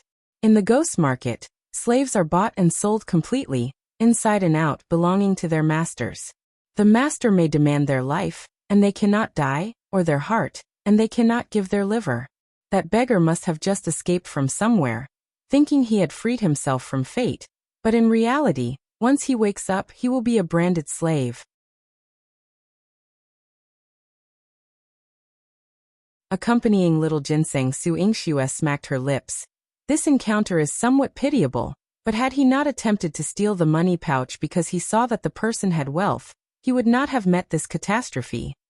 There was no compassion for the suffering of humanity on her face. Hong highly appreciated this, even adoring it more. People who first enter the ghost market are all shocked. This place is another world entirely. Those wearing masks are the righteous on the surface. Yet once here, they become beings of uncertain nature. Miss Su's observation is keen, and this calm composure is indeed rare.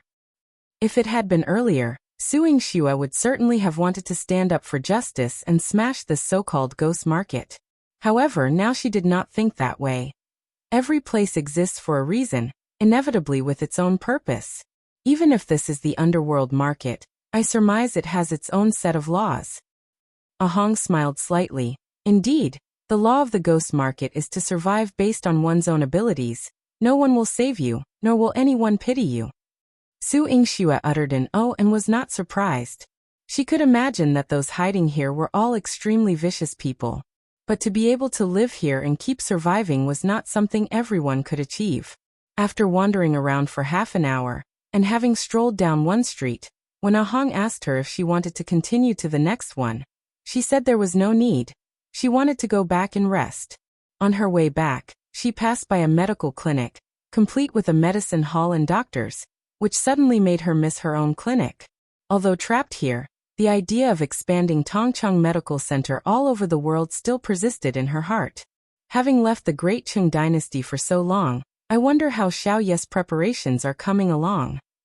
Su Yingxue muttered to herself that, should things go well, after killing Wu Dao, she was going to return and continue the unfinished business.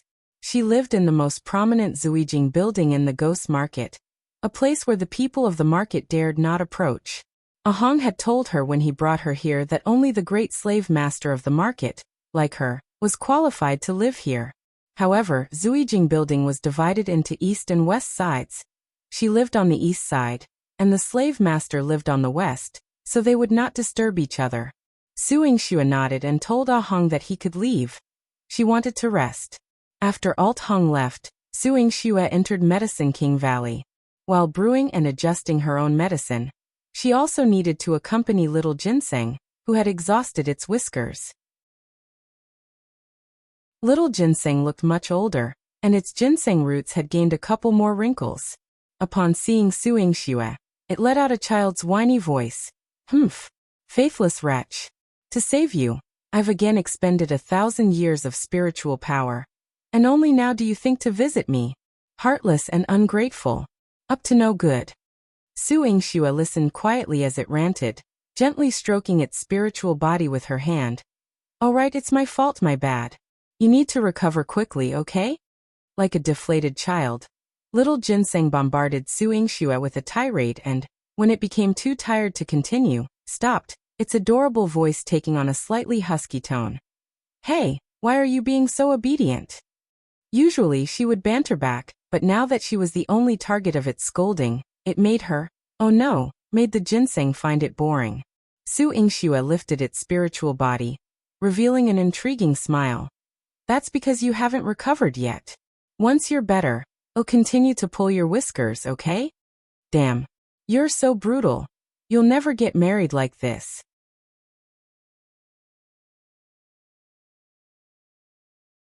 Seizing Wu Dao's weakness, little ginseng trembled with fear. Su Yingxue tilted her head and smiled. Won't apologize, but I'm already the 9th princess consort. My lifetime commitment has been settled. You're so ruthless. You won't be able to have children in the future. My medical skills are so good, it's impossible for me not to have children. You're so ruthless in the future. Little ginseng deflated, realizing it had nothing left to threaten Su Yingxue with. Is there any spirit ginseng more miserable than it? To have fallen this low, it truly had no equal. Don't worry from now on. I won't let anything unexpected happen to myself. A look of determination flashed in Su Yingxue's eyes, a mark of respect for herself. She couldn't let herself down, couldn't disappoint her mother, and most certainly couldn't fail all those in this world who cherished and loved her. Su Yingxue did not let little ginseng get the better of her in their verbal exchange, but she still kept it company for a long time, as if accompanying a petulant child. That was until she heard a noise outside the door. She left Medicine King Valley to open the door, and Rong appeared at the entrance. Rong had bathed before coming, and she carried a faint scent on her. If it were anyone else, they would have thought it was the fragrance of flowers, obtainable through a petal bath. But Su Yingxue could detect that it was the scent of poison. Rong had been trapped in Chu Yifeng's chambers all year round, and the fragrance burnt there called must enjoy to the fullest, was a type of poison. Once inside the body, one must continuously inhale it, otherwise, after leaving it for more than 2 hours, the poison would act up in the system, and failing to inhale it for an extended period would turn one into black bones.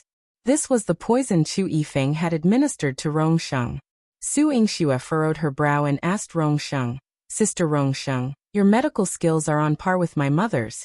Haven't you thought about creating an antidote for yourself? Rong shook her head. She was a tranquil fairy, but every motion conveyed a deeper understanding to others. Su Yingxue realized. That's true, although your medical expertise is high. You can't stay away from Chu Yifeng for too long. He's watching you, and it would be inconvenient for you to create an antidote. Compared to Rong, she had it much easier. Sister Rong, let me prepare an antidote for you. Su Yingxue volunteered eagerly. Rong was her mother's junior sister and had been so kind to her. She naturally wanted to rescue her. Rong still shook her head. There's no need. Why? This caught Su Yingxue by surprise, for she could see that from yesterday to now, Rong time with Chu Yifeng had not been genuinely happy. Despite her good cover, there was an element of reluctance. Rong spoke frankly. The catalyst for the antidote, the rootless flower, has been destroyed by Chu Yifeng, and he has razed to the ground every place where it could grow. There's no cure for this poison. Su Yingxue swallowed hard. This was beyond her wildest expectations. Chu Yifeng truly is a madman. He loved Rong, yet wanted her to die rather than leave his side, using such extreme measures. The urgent matter at hand is not my poison. You asked me to come. You must have something else you want to inquire about. Rong cool gaze shifted to Su Yingxue. It seemed calm and undisturbed. Yet her eyes contained a hint of concern. Su Yingxue nodded. Indeed, one have something I wish to consult you about, concerning Wu Dao's Porphyria and also my mother and his story. One want to know more details. Rong had a rough idea and shared everything she knew. She also handed Su Yingxue a book. This is what I've written about the causes of porphyria and the methods your sister used. It contains modern medical knowledge as well as my own summaries. You may wish to peruse it when you have time.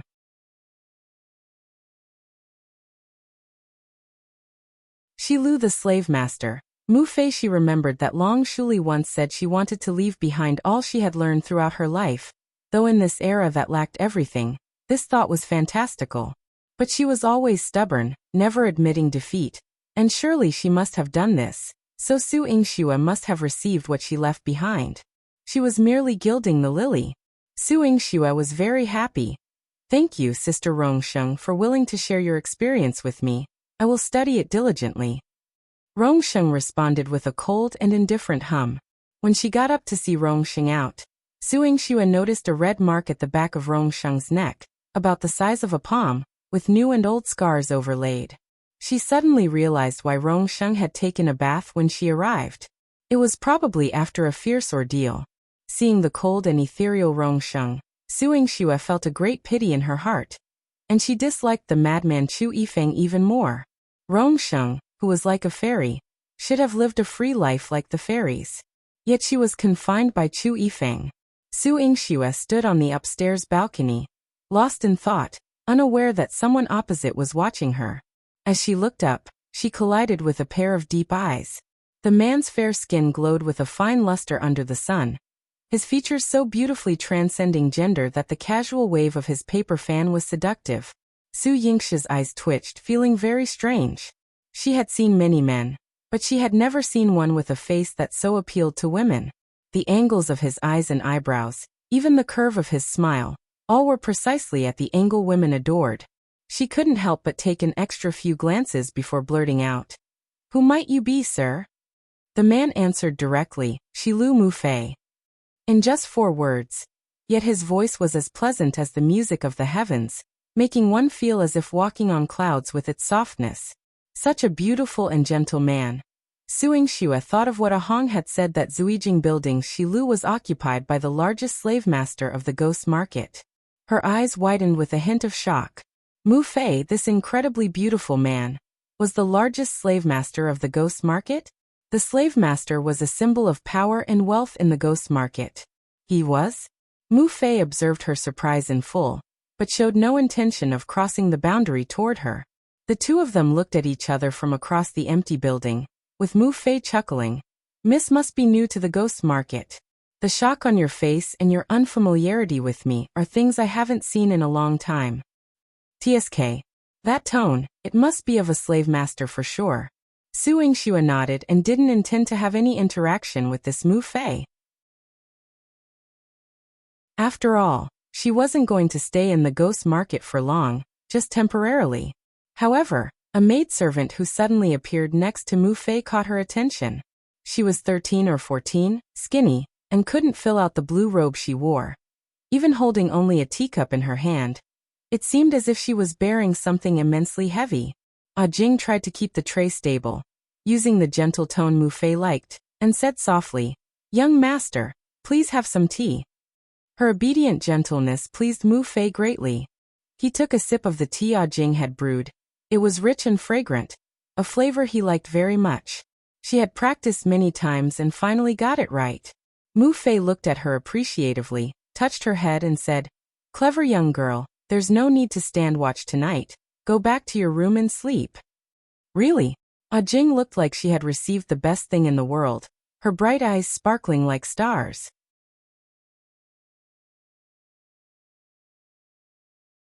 Rescuing Jing, she was permitted to stand up, and at the same time, she also saw Su Yingxue across from her. Her mouth fell open. "Sister Yingxue." Su Yingxue gave her a slight smile, but did not make any additional gestures before turning back to her own place. Mu Fei asked her with a smile, "Do you know that, miss?" Jing instinctively wanted to shake her head. "No. Think carefully before you answer." The smile vanished from Mu Fei's face, and for a moment, his eyes turned cold and bloodthirsty. Jing trembled slightly, recalling the female slaves sold to Mu Fei along with her. 8 out of 10 had died, and only she lived on, still resembling a person. She immediately corrected herself. Her name is Su Yingxue. When we were thrown into the trial on the hill behind the land, she led us and we all walked out alive. The trial on the hill behind the land, purgatory, where out of 99 female slaves only one could survive. How many of you lived through it? Mu Fei raised an eyebrow, curious. Jing told the truth. 99 of us, we all survived. The pavilion master rewarded all of us with money and released us. Regrettably, they were too ostracized on the surface. If it wasn't the government attempting to capture them, then it was their vicious families, dragging them to be drowned in the pond. Her parents had passed away long ago, and she could only go with a few sisters to the ghost market to make a living. But surviving in the ghost market was no easier than on the surface. All of them were sold to the slave market. Those with good luck were bought by masters, those with bad luck were dismembered right there at the marketplace. Originally, she and 10 other sisters were chosen by Mu Fei, but they all ended up tortured to death for not serving Mu Fei well. One who remained alive was turned into a human pig. Her limbs chopped off and immersed in a jar, which Jing fed daily. Although she had not died, her existence was worse than death. Upon hearing this, Mu Fei's lips curled into an extremely bewitching smile, terrifyingly beautiful. Jing dared not look up, only listening as Mu Fei ordered. Tell me everything that happened between you all. Jing obediently complied. Yes, master. That night, Su Yingxue could not sleep soundly. She clearly saw Jing and the other female slaves take their money and leave the Silver Moon Pavilion. They should have gone to live their own lives, so why had Jing ended up in the ghost market, again becoming a slave? This question prompted her to step out of the east building and head towards the west building. She had asked Hong before about the clear division between the east and west buildings, and what would happen if she stepped into the west building. Hong had told her, it's the law of the ghost market. If you can come and go freely, then it's your skill, and the people of the west building can't do anything to you. In other words, if she found herself trapped in the west building, Chu Yifeng would not care about her survival. Whether she could live on depended on her alone. Su Yingxue took the red jade soft whip and went to the west building. Having spent a long time with Ziwei, she had learned quite well the art of concealment and secrecy. She found Jing without much difficulty, but she was in a rather hidden room, the corner dark and the air permeated with a nauseating stench of decay. Jing was feeding the person in the jar, and did not notice when the door had opened. Su Yingxue quietly observed from the side, and upon seeing what Jing was doing and the human pig in front of her, frowned deeply. Jing, why has it come to this? Sister Yingxue. Initially startled, Jing quickly controlled the volume of her voice to prevent Su Yingxue from being discovered.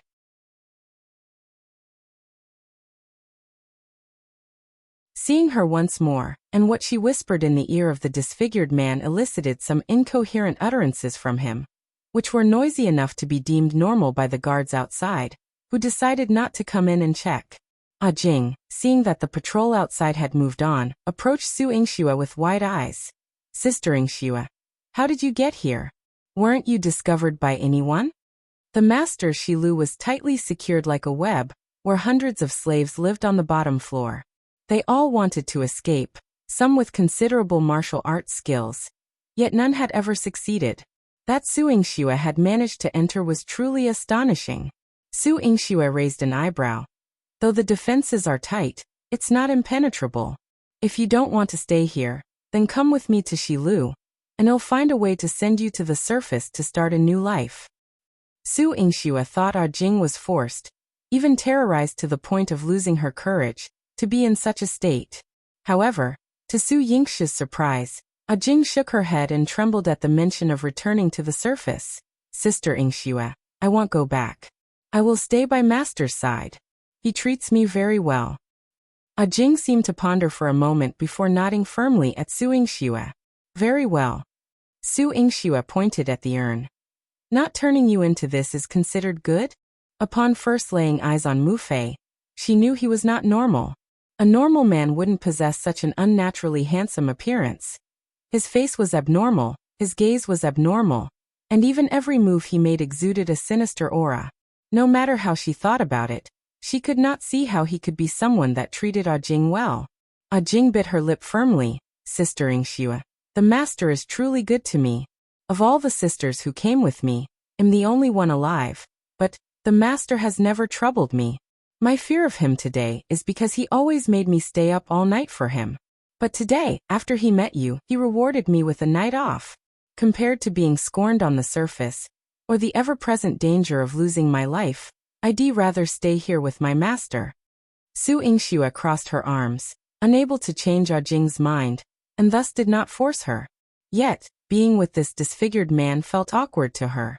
After asking Jing about the events that befell her, Su Yingxue's understanding deepened to another level. It turns out that in this world, apart from the madman Chu Yifeng, there were many more lunatics. Mu Fei was one of them. Having returned to the Eastern Tower, Su Yingxue was visited by Mu Fei the next day. When Hong came to call her, he said, Mu Fei has offered 100 female slaves in exchange for a meeting with you. Su Yingxue curled her lips and scoffed coldly. So I'm worth that much? A whole 100 female slaves? Hong overlooked the sarcasm in her eyes and said with a composed smile, Our master is the overseer of the ghost market, and people there can do business with him.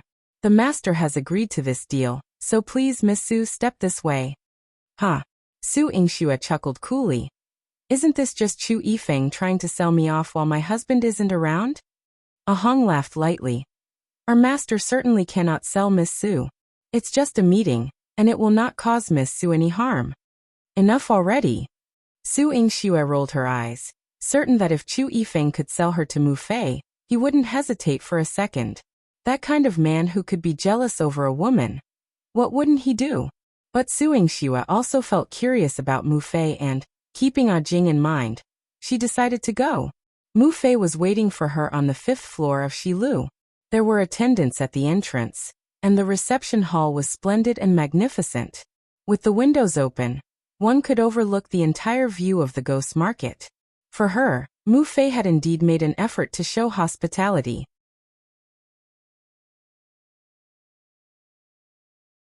Is Su Yingxue from the Great Wei dynasty? Seeing Mu Fei again, Su Yingxue didn't show a pleasant face. After all, she didn't like to deal with abnormal people. But the look Mu Fei gave her was especially strange. At first he was very excited, but as he calmed down, it turned into a still pool of dead water. It seemed waveless, but Su Yingxue always felt that beneath his eyes lurked turbulent waves. Yet she was sure she didn't know Mu Fei, and there was absolutely no connection between them. However, on her way there, she heard Hong say that the owner of Shilu used to be a woman, a slave master with the highest status in the ghost market, who had lived in Shilu for 20 years, and her position had never been challenged by anyone. She had also kept quite a few male pets. Mu Fei was one of her male pets.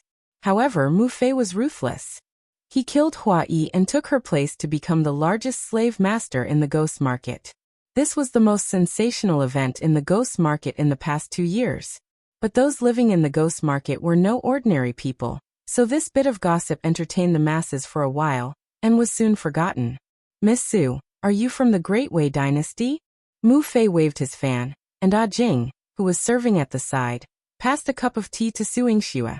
Her eyes were bright, seemingly not at all in the ghost market but acting as a maid in an ordinary family, exhibiting even more color than before. With her lips pursed, Su Yingxue took the teacup but did not drink, replying to Mu Fei, I come from the Great Qing dynasty. My identity, you probably bought with a female slave. You paid such a big price to see me. Are you plotting against the Great Wei dynasty, or against me? After 2 days in the ghost market, Su Yingxue had already adapted well.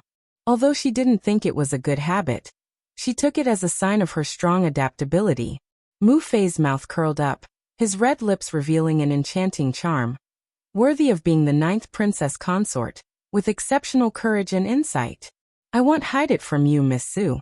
Before coming to the ghost market, I was also from the Great Wei dynasty. The first time I saw you, I felt you looked very familiar. as if we had met before. Sorry, I've never been to the Great Wei. You must be mistaken, Su Yingxue said indifferently, but suspicion arose in her heart. Indeed, she had never been to the Great Wei, but her mother had intricate connections to it.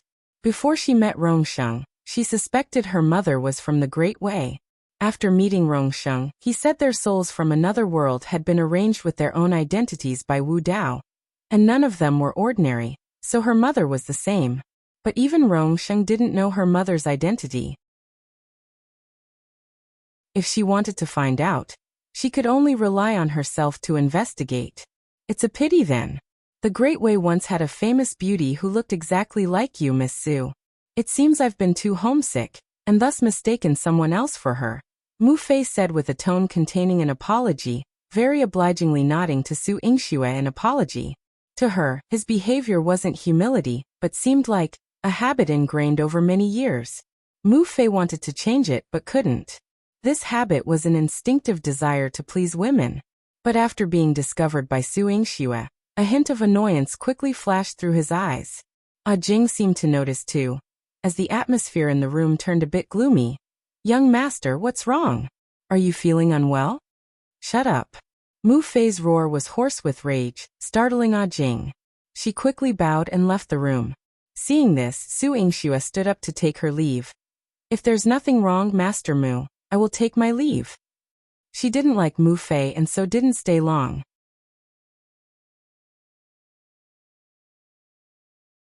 Loving her means possessing her? When she came out, she held Jing's hand and asked her, have you thought it over? Do you want me to save you and help you leave? Mu Fei is unpredictable and must be a harsh and ruthless person. Following him, you're bound to run into trouble. Despite having gone through the death of her parents and all sorts of vicissitudes, Jing was still a girl with a pure heart. Su Yingxue couldn't bear to see her sullied by the ghost market or to die a horrible and tortured death.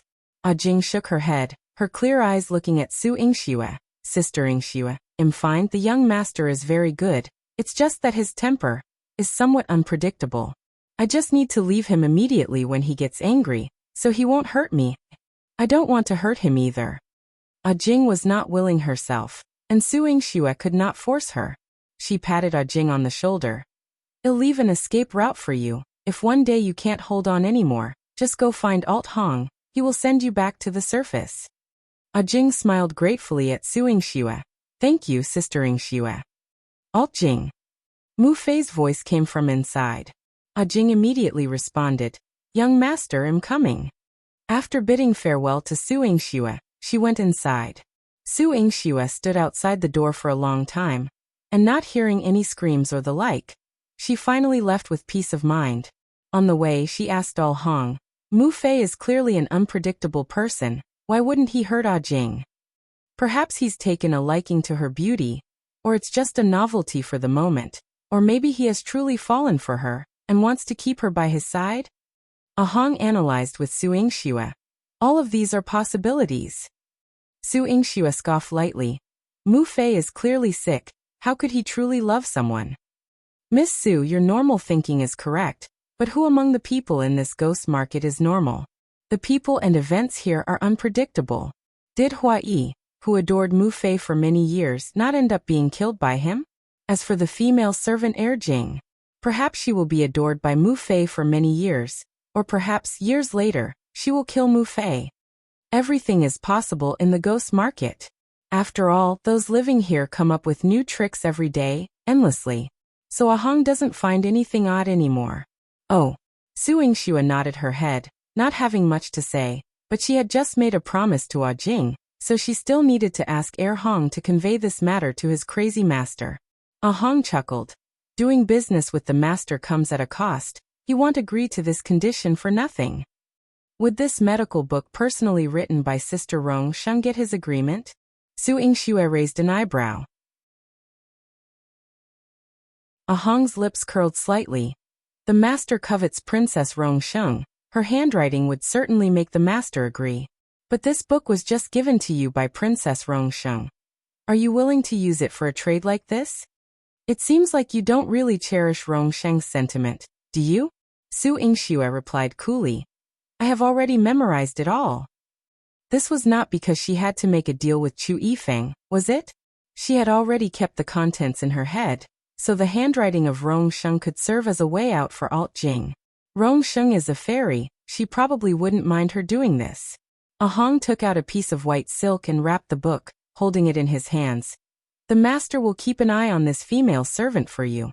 Su Yingxue nodded her head, and seeing Ahong holding the book written by Rong Sheng, not daring to touch it, she couldn't help but sigh. If it's cherished so much, then why must one resort to poisoning her? To love someone, must one possess them so forcefully?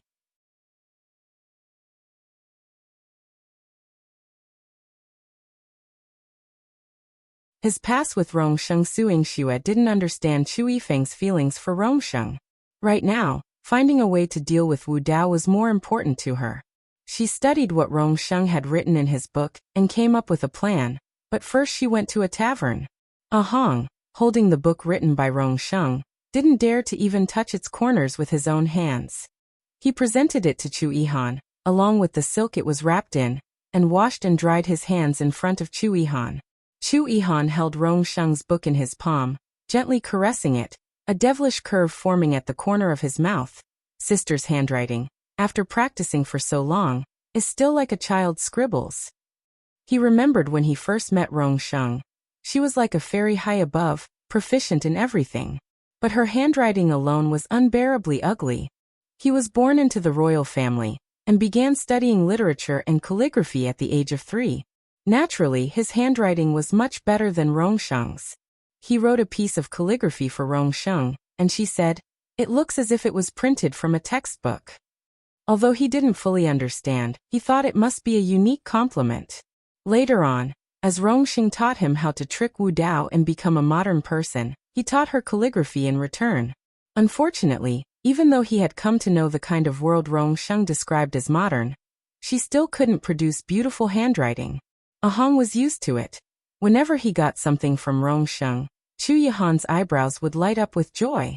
But he had to tell Chu Yihan, "Master, the 9th prince has been defeated and is hiding outside the city. The situation for Qin Mayan of the Great Wei dynasty isn't good either. The West Pavilion master seems to be coming to see you, master. Are you prepared?" In previous years, Wu Dao repeatedly tested Chu Yihan, nearly taking his lifetime after time. He had survived from the edge of the knife and the sea of fire. Yet Wu Dao still appeared from time to time. If Chu Yihan showed any behavior in front of him inconsistent with Wu Dao's expectations, Wu Dao would certainly take his life. Moreover, this time, it concerned their grand plan to eliminate Wu Dao. To this day, he had not seen any ingenious plans from Chu Yihan. He feared that in the end, their efforts would be in vain. Chu Yihan scoffed disdainfully, a wisp of hair falling on his chest, sliding over his smooth skin, his expression one of indolent sloth. Isn't there still a Su Yingxue in the ghost market? If they want to kill Wu Dao, let her figure it out herself. He had given her a chance, and that was enough.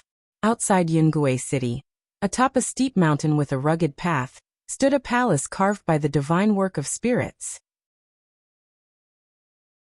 The palace was lavish and majestic, but behind it laid a cliff thousands of feet high. Hidden between the mountain and the clouds, even its fresh air couldn't be graced by sunlight. Hong Lian walked through a colored fountain and into the palace, observing that everything there was incongruous with their era. Had she not served Wu Dao for so long, Hong Lian would never have known what European-style architecture was. Red walls and yellow roofs were replaced by white. The great hall ceiling hung several tens of meters high, even festooned with crystalline objects that dangled from the roof like tassels. Wu Dao said these were crystal chandeliers. But without electricity, he placed luminous pearls in the room, casting a beautiful glow Hong Lian had never seen before. However, when Wu Dao was present, the luminous pearls were covered. He couldn't be exposed to light. In the darkness, Hong Lian approached Wu Dao and knelt down. "Pavilion master, as you predicted, Chu Yihan, grief-stricken from the loss of Su Yingxue and with frequent bouts of bloodthirst, has faced repeated defeats in battle. Now he only has 20,000 troops, who have been separated from old General Su's forces, and is retreating outside Yingxue city.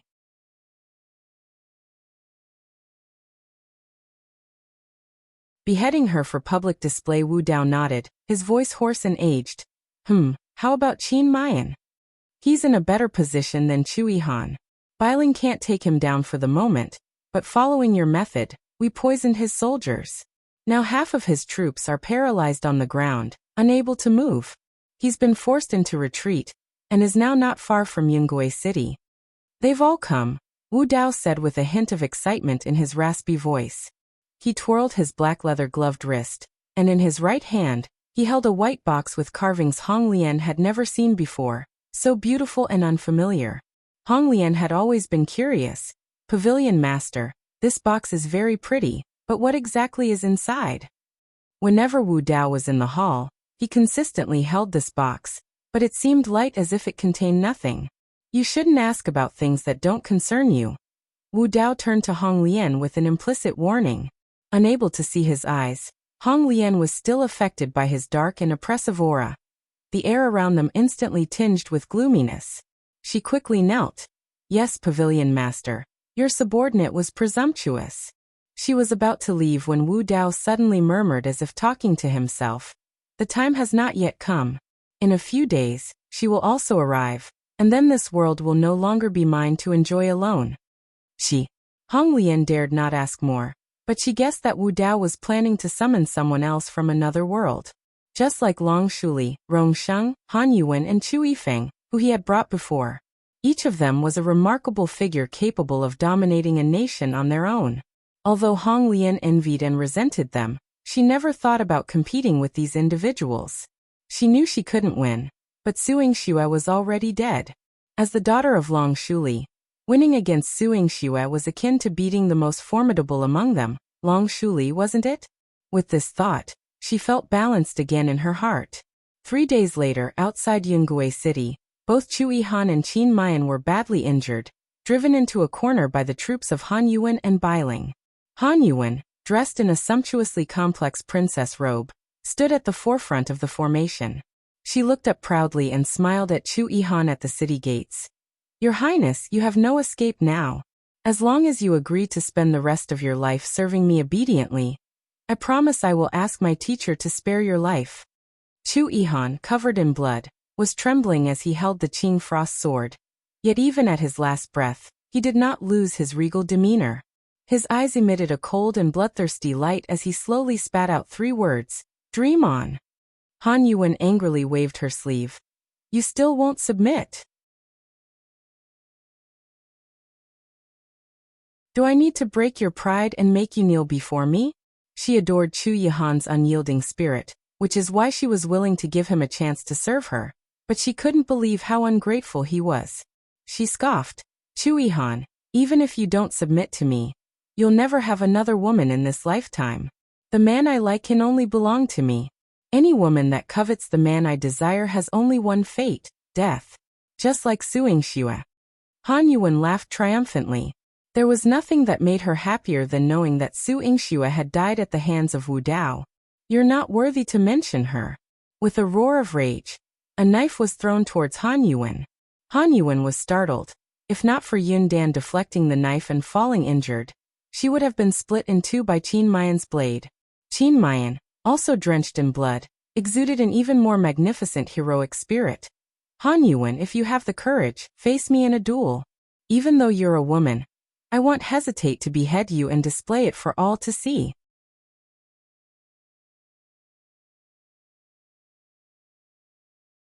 At the crucial moment, Su Yingxue disappeared. Qin Mayan. Han Yuan narrowed his eyes slightly, his tone carrying a hint of disdain. Are you reminiscing about your beloved Su Yingxue? Unfortunately, once she's dead, she's dead. Her body has already been picked clean by the fish. You couldn't have her in life, and even less in death. Han Yuan's gaze turned vicious. Kill him. Any man who fancied Su Yingxue should die. They are as loathsome as that wretched woman. Behind her, 10,000 troops moved in unison. They thought they could kill Qin Mayan and capture Chu Yihan alive, but with the gates of Yingxue City flung wide open, not only did it provide Chu Yihan and Qin Mayan with a route of retreat, but it also trapped her between 2 fires, leaving her like a turtle caught in a jar. Atop the city tower of Yingxue City, Chu Yifeng approached in a purple robe billowing in the wind. When the breeze lifted, his languid and sensual form was exposed to onlookers' eyes. The corner of his mouth curved into a sexy arc. Is such a woman even worthy of Pavilion Master's brother attending to her? Ridiculous.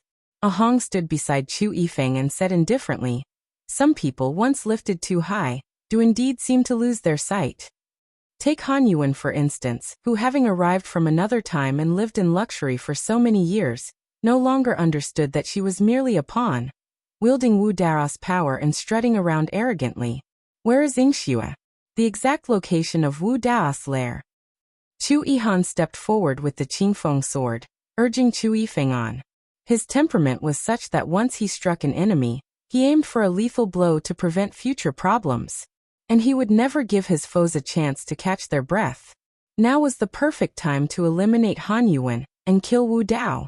At the mention of Su Yingxue by Chu Yihan, Qin Mayan was both startled and overjoyed. She's really not dead? Quickly, take your highness to see her. One must see her safe and sound. Chu Yifeng raised an eyebrow, directing their gaze towards the rear. One of his subordinates knelt before him to report. Master, Miss Su is not in the ghost market. We were unable to find her. Have you checked Shilu? Alt Hong's brows furrowed slightly. Not being able to find Su Yingxue at such a critical moment was no trivial matter. We checked, but Miss Su was not there. Miss Su's room was orderly. She must have left on her own accord. Left on her own? Then it has nothing to do with Pavilion Master. Chu Yifeng spread his hands towards Chu Yihan, signaling that it wasn't his negligence in taking care of your wife. She left on her own. Where would she go? Qin Mayan was a bit worried. Chu Yihan frowned slightly. She would never disregard the bigger picture. If she had disappeared, there must be a reason for it. Chu Yifeng brushed back a stray hair beside his ear, his sensual thin lips parting slightly. Where Su Yingxue has gone is not of utmost importance right now. What's crucial is, if you wish to deal with Wu Dao, once you miss this village, there will be no more shops to visit. The expressions on both Qin Mayan and Chu Yihan's faces grew more solemn. They both knew that the primary purpose of their journey was to eradicate Wu Dao. He was a cancer. If left to grow unchecked, the 4 kingdoms and 9 provinces would become his domain, and all the people would turn into his slaves. Deploy the troops. Chu Yihan's lips barely moved as he issued the cold command. Behind him, Su Hao clad in battle armor relayed the order. Deploy the troops. Qin Mayan also got his troops ready, planning to strike a fatal blow to Wu Dao. Before Chu Yihan and Qin Mayan left the city, they ordered Mo Qi, find her, and ensure her safety at all costs. Defeating Wu Dao was certainly important, but if anything happened to Su Yingxue, nothing else mattered. Mo Qi knelt, his voice resolute. Yes, one will protect the princess thoroughly.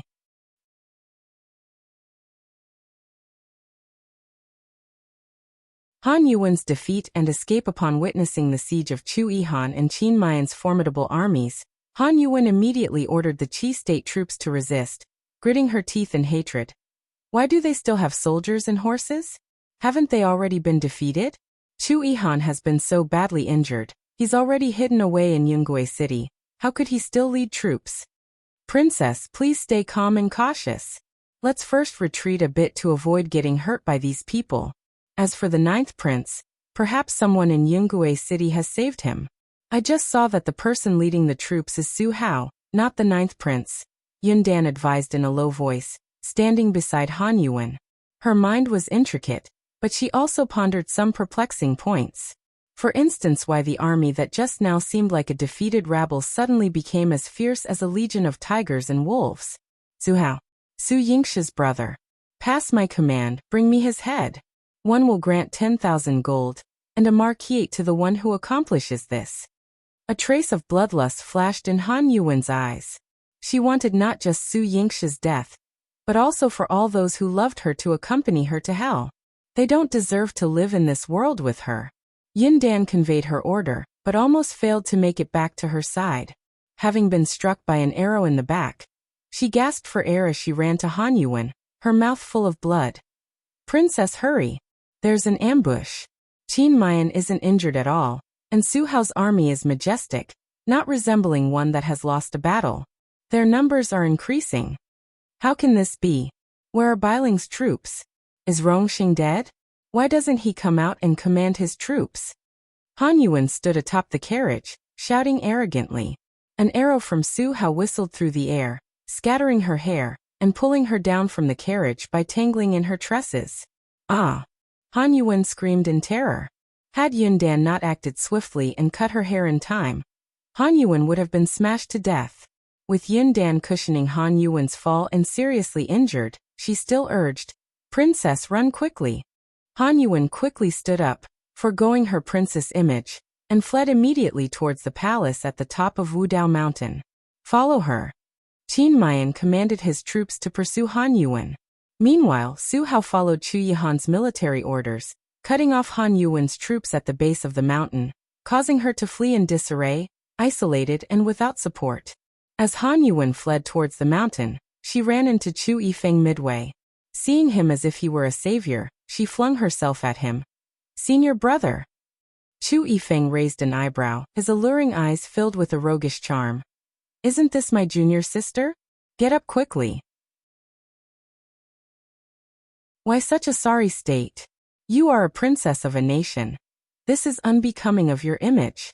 Chu Yifeng pretended to be accommodating, and Han Yuan saw no flaw in his act. She even thought that inside Chu Yifeng's body was a soul like hers that had transmigrated and said, "Senior brother, don't you find it strange? Clearly, you pretended to save Chu Yihan earlier, striking at him to inflict more injuries. Yet now he can still lead troops, and Su Hao and Qin Mayan have been relentlessly pursuing me. I had no choice but to escape to find our teacher."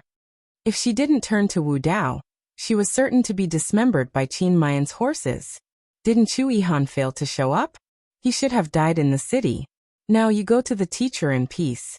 Come, let your senior brother help you. Chu Yifeng kindly helped Han Yuan up. Han Yuan had no guard up against him. However, while walking on the mountain path, she casually spoke to Chu Yifeng. "Senior brother, do you still remember the way to our teacher's place? I don't recall it very well." That you're tuning in to the Li Mei's Wuxia Whispers YouTube channel. We're so grateful for your support, and don't forget to subscribe to join us on this incredible journey through captivating stories. Your generosity through donations truly makes a world of difference, as it's the primary source of revenue that allows me to expand and enhance this channel for you. Thank you from the bottom of my heart for being a part of this adventure.